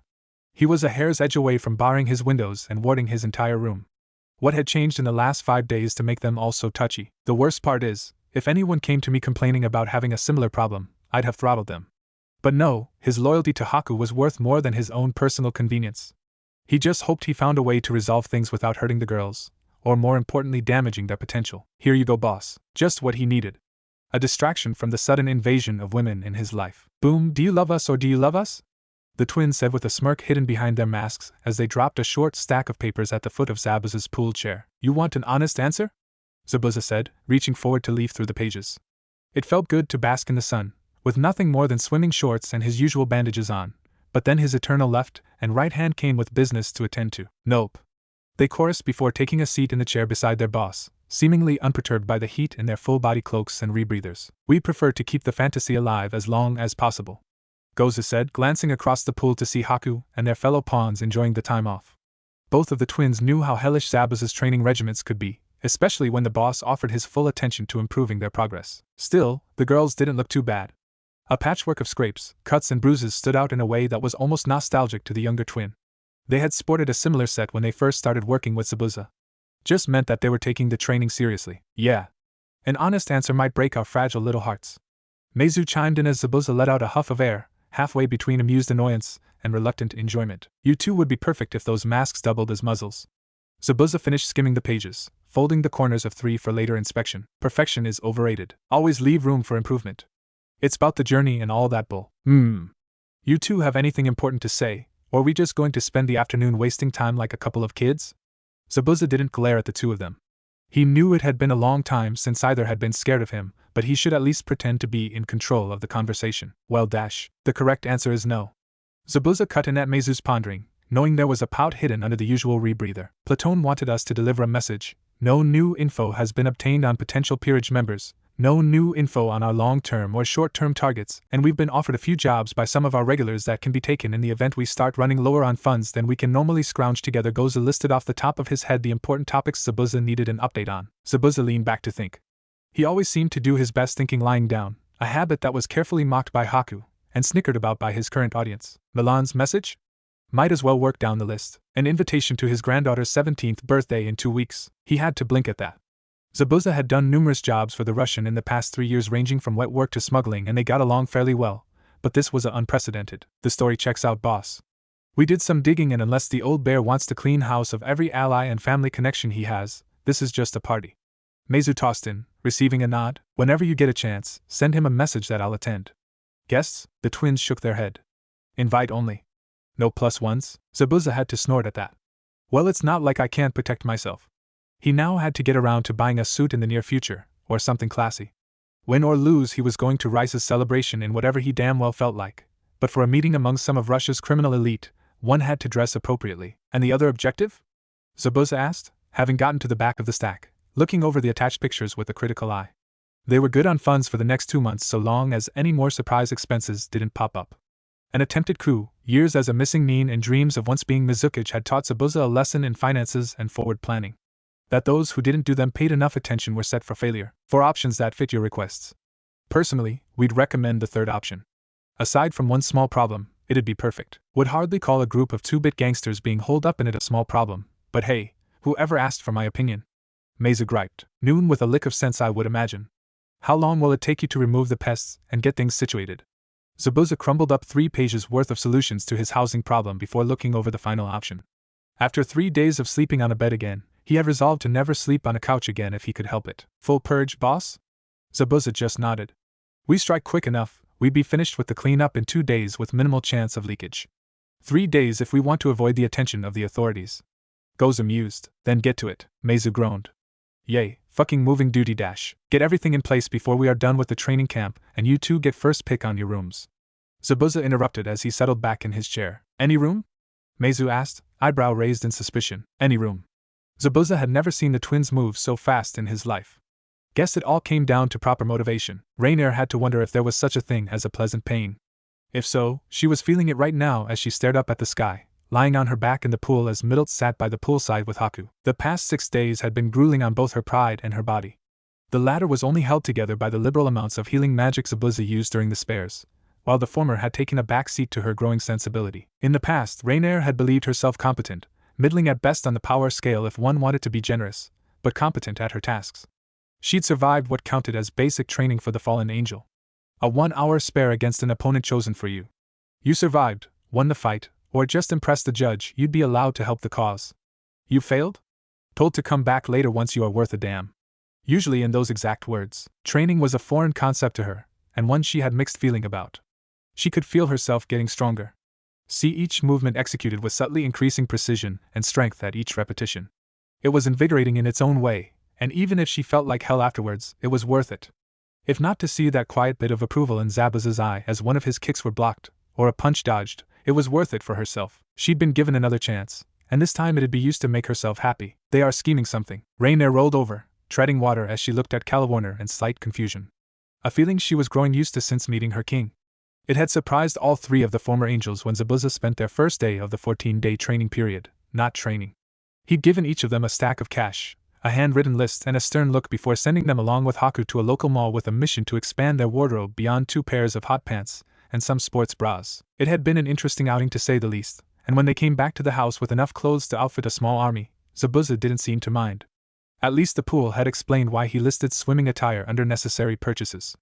And she wasn't the only one who'd taken advantage of this to show off. Calawarner's swimsuit was little more than patches of black cloth to cover the important bits strung along thin string that left nothing to the imagination, a fact Rainier imagined was alright for the buxom women. She'd never been ashamed of her body, happy to flaunt her generous endowment, and the lack of subtlety seemed to suit her as she tried to catch Zabuza's eye by strutting along before getting in the pool. Only to be promptly ignored. Not that my attempt went much better. Memory of her own attempt to get Zabuza to pay attention to her strapless scarlet tee have been just as fruitful. She'd picked it for its emphasis on her waist, knowing that since she couldn't beat Calawarner in the chess department, she'd pick her battles with her hourglass figure. The fact that, in her own modest opinion, she had an ass Haku couldn't beat might work in her favor. Something she was trying her best to point out to Zabuza at any opportunity. Of course, none of the girls realized by this point that unlike the overwhelming majority of males in their universe, the only time their king thought about their respective chest sizes in a heated sense was in the terms of heated battle. In his own perfect world, all of them would be as flat as Middled, with the physique of Calawarner and the drive of Rainier. He was also smart enough to not mention this to anyone, and be thankful that he had 3 pawns that were at least willing to strive for improvement. Physical appearances rarely mattered in competitions of strength. You say that if it's a new thing. Rainier responded, glancing at the aforementioned pair sitting on the ledge of the pool, quietly talking to each other. Middled was waving her arms and gesturing within her pale pink v-neck one-piece. They had to force her to wear it after hearing she planned to go swimming nude when the rest day had been announced. Things had almost resorted to physical violence before Haku smooth-talked the petite blonde down from her birthday suit. Just suspicious. Warner would never claim to be a prophet, but she had a feeling whatever they were up to would involve them. A thought that was only confirmed a moment later by Haku's eyes shifting from the excited blonde at her side to them as she waved for them to come closer. Rainier had to hold back a bit of jealousy as she looked at Haku. She was the only one Zabuza had commented on, even if it was a quiet nod of acceptance at the plain white bikini before going back to ignoring everyone. No. Rainier and Warner exclaimed at the same time, thankfully remembering to keep their voices down. Come on. You know you want to. Stud Muffin over there has spent the entire day off lounging in a chair. Even Haku thinks this is a good idea. Middle countered, disappointed that her fellow pawns weren't as excited about this as she was. Haku is Haku, you shrimp. She's not going to have to deal with him and another 3 days of training if we piss him off. Speaking of, where have you been, Haku? We don't see you at training. Rainier's voice picked up a slight accusatory tone to it as she elaborated on Warner's dismissal. I can promise that he won't be mad. If anything, he'll be happy that you are willing to stand against him, even if it's for fun. He does like someone with a bit of backbone after all. Haku gave the girls a meaningful look as she sidestepped the question of her whereabouts. See? That's why this is great. It'll be a few low-level water spells, nothing that'll hurt anybody, and we get to see Handsome in all his lathered-up glory. The gears were already turning in Milt's head, and whether she had backup or not, she was going through with the plan. Rainier and Warner shared a hesitant look. Well, it would do for him to have some fun. I'm doing this under duress, were the half-hearted excuses they fell back on before nodding their approval. Excellent. Haku clapped her hands together. Let's get started, shall we? Go! That was the only warning Zabuza got before gallons of pool water was launched at him, interrupting his musings through the combined magic effort of Haku and the girls. It was also the only warning he needed as he concentrated magic into his fingertips and took control over the liquid mass hurtling at him with ease, letting it circle around his pool chair twice to pick up a bit of momentum. Not enough to seriously hurt them, but enough to teach them a lesson. He smirked without bothering to open his eyes before shooting the water out in 5 basketball-sized chunks, nailing each of his aquatic assassins in the face, sending them backwards into the pool. A fringe benefit of being a master at silent killing was rather impressive aim without visuals on the target. His brief interruption was over as quickly as it had begun in his mind, until he felt magical power pooling in the water. The girls hadn't given up yet, and apparently Haku had decided to actually help this time. Zabuza cracked open his eyes, as he stared at the assortment of floating liquid blobs before him and the women wielding them. Standing there, each wearing a bikini and a malicious look in their eyes, he could honestly say this was the first time his new pawns had crossed his thoughts with the word attractive used as something other than a loose objective fact. He didn't bother moving as Milt started to cackle as she tossed ball after ball of pool water at his face.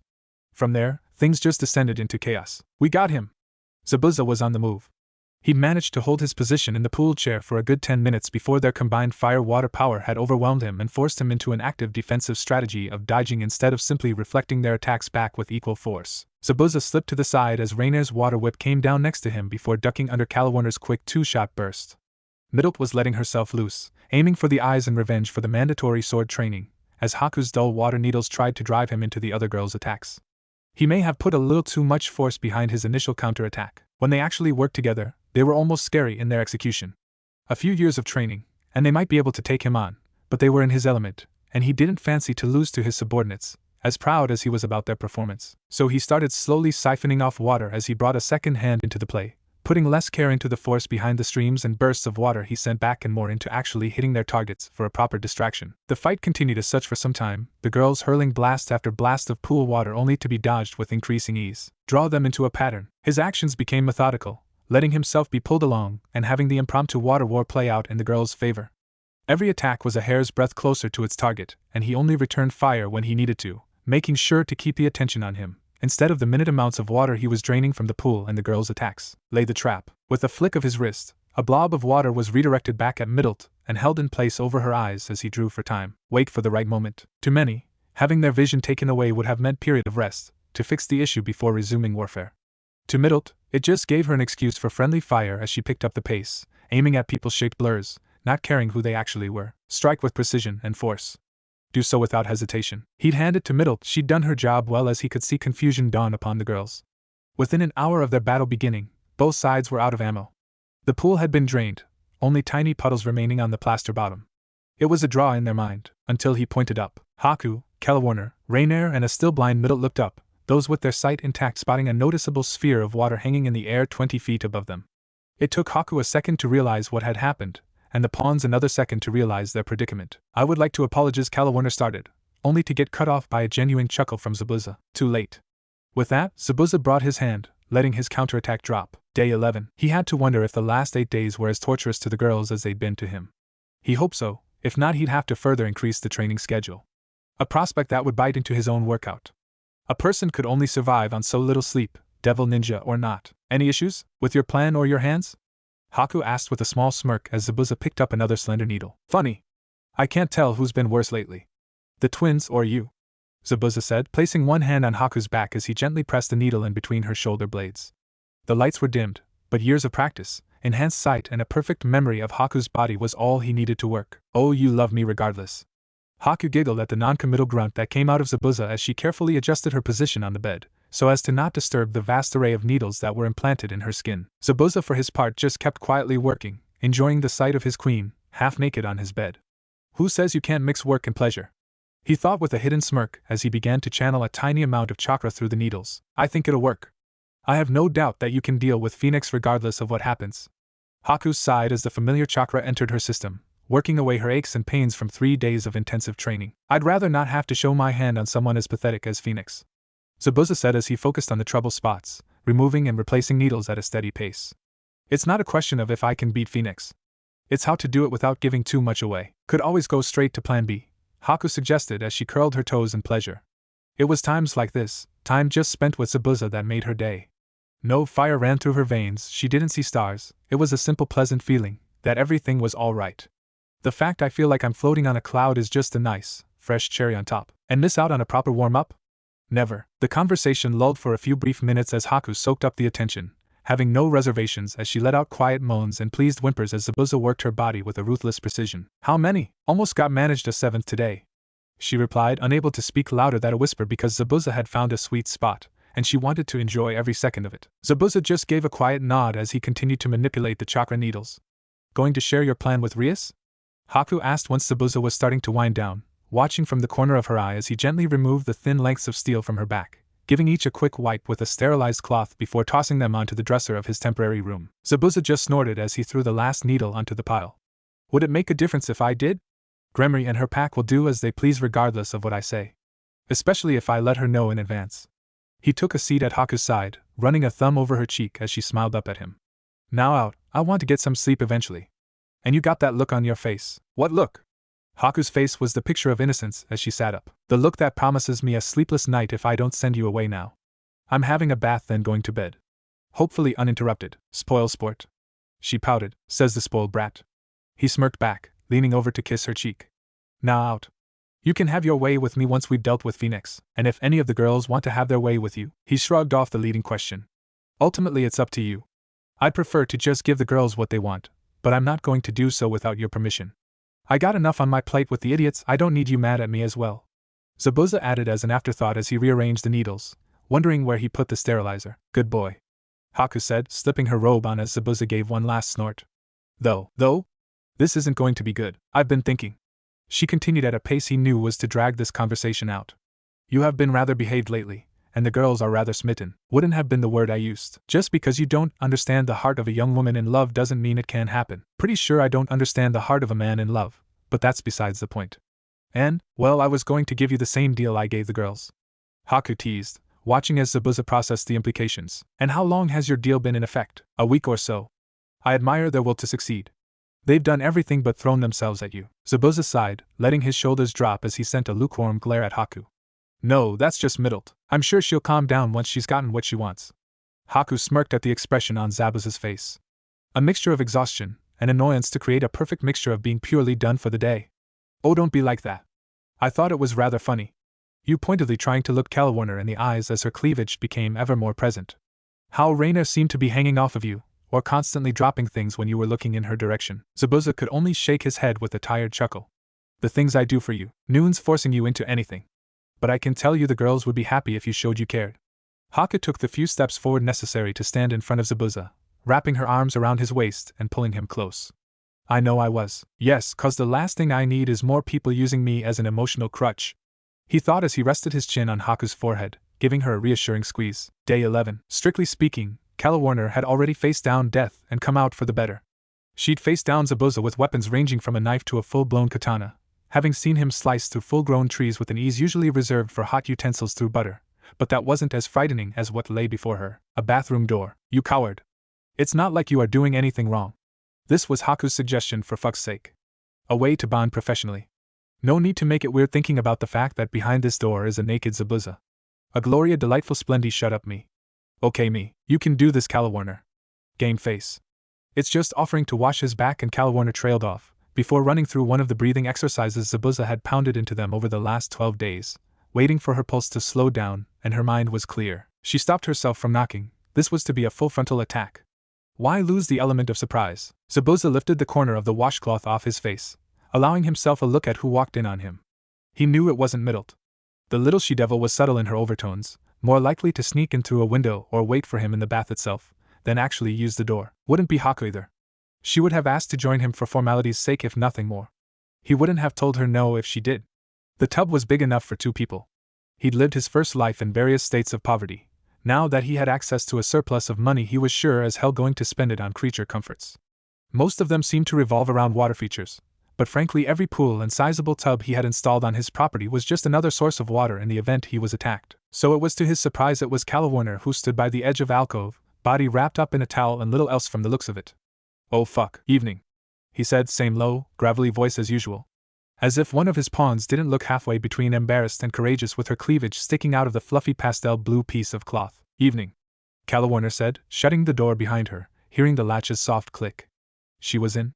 May I join you? The grunt that came out of Zabuza as he dropped the washcloth back down on his face was something the girls rapidly learned meant yes. Not sure of what to say, Calawarner just nodded before realizing Zabuza couldn't see her.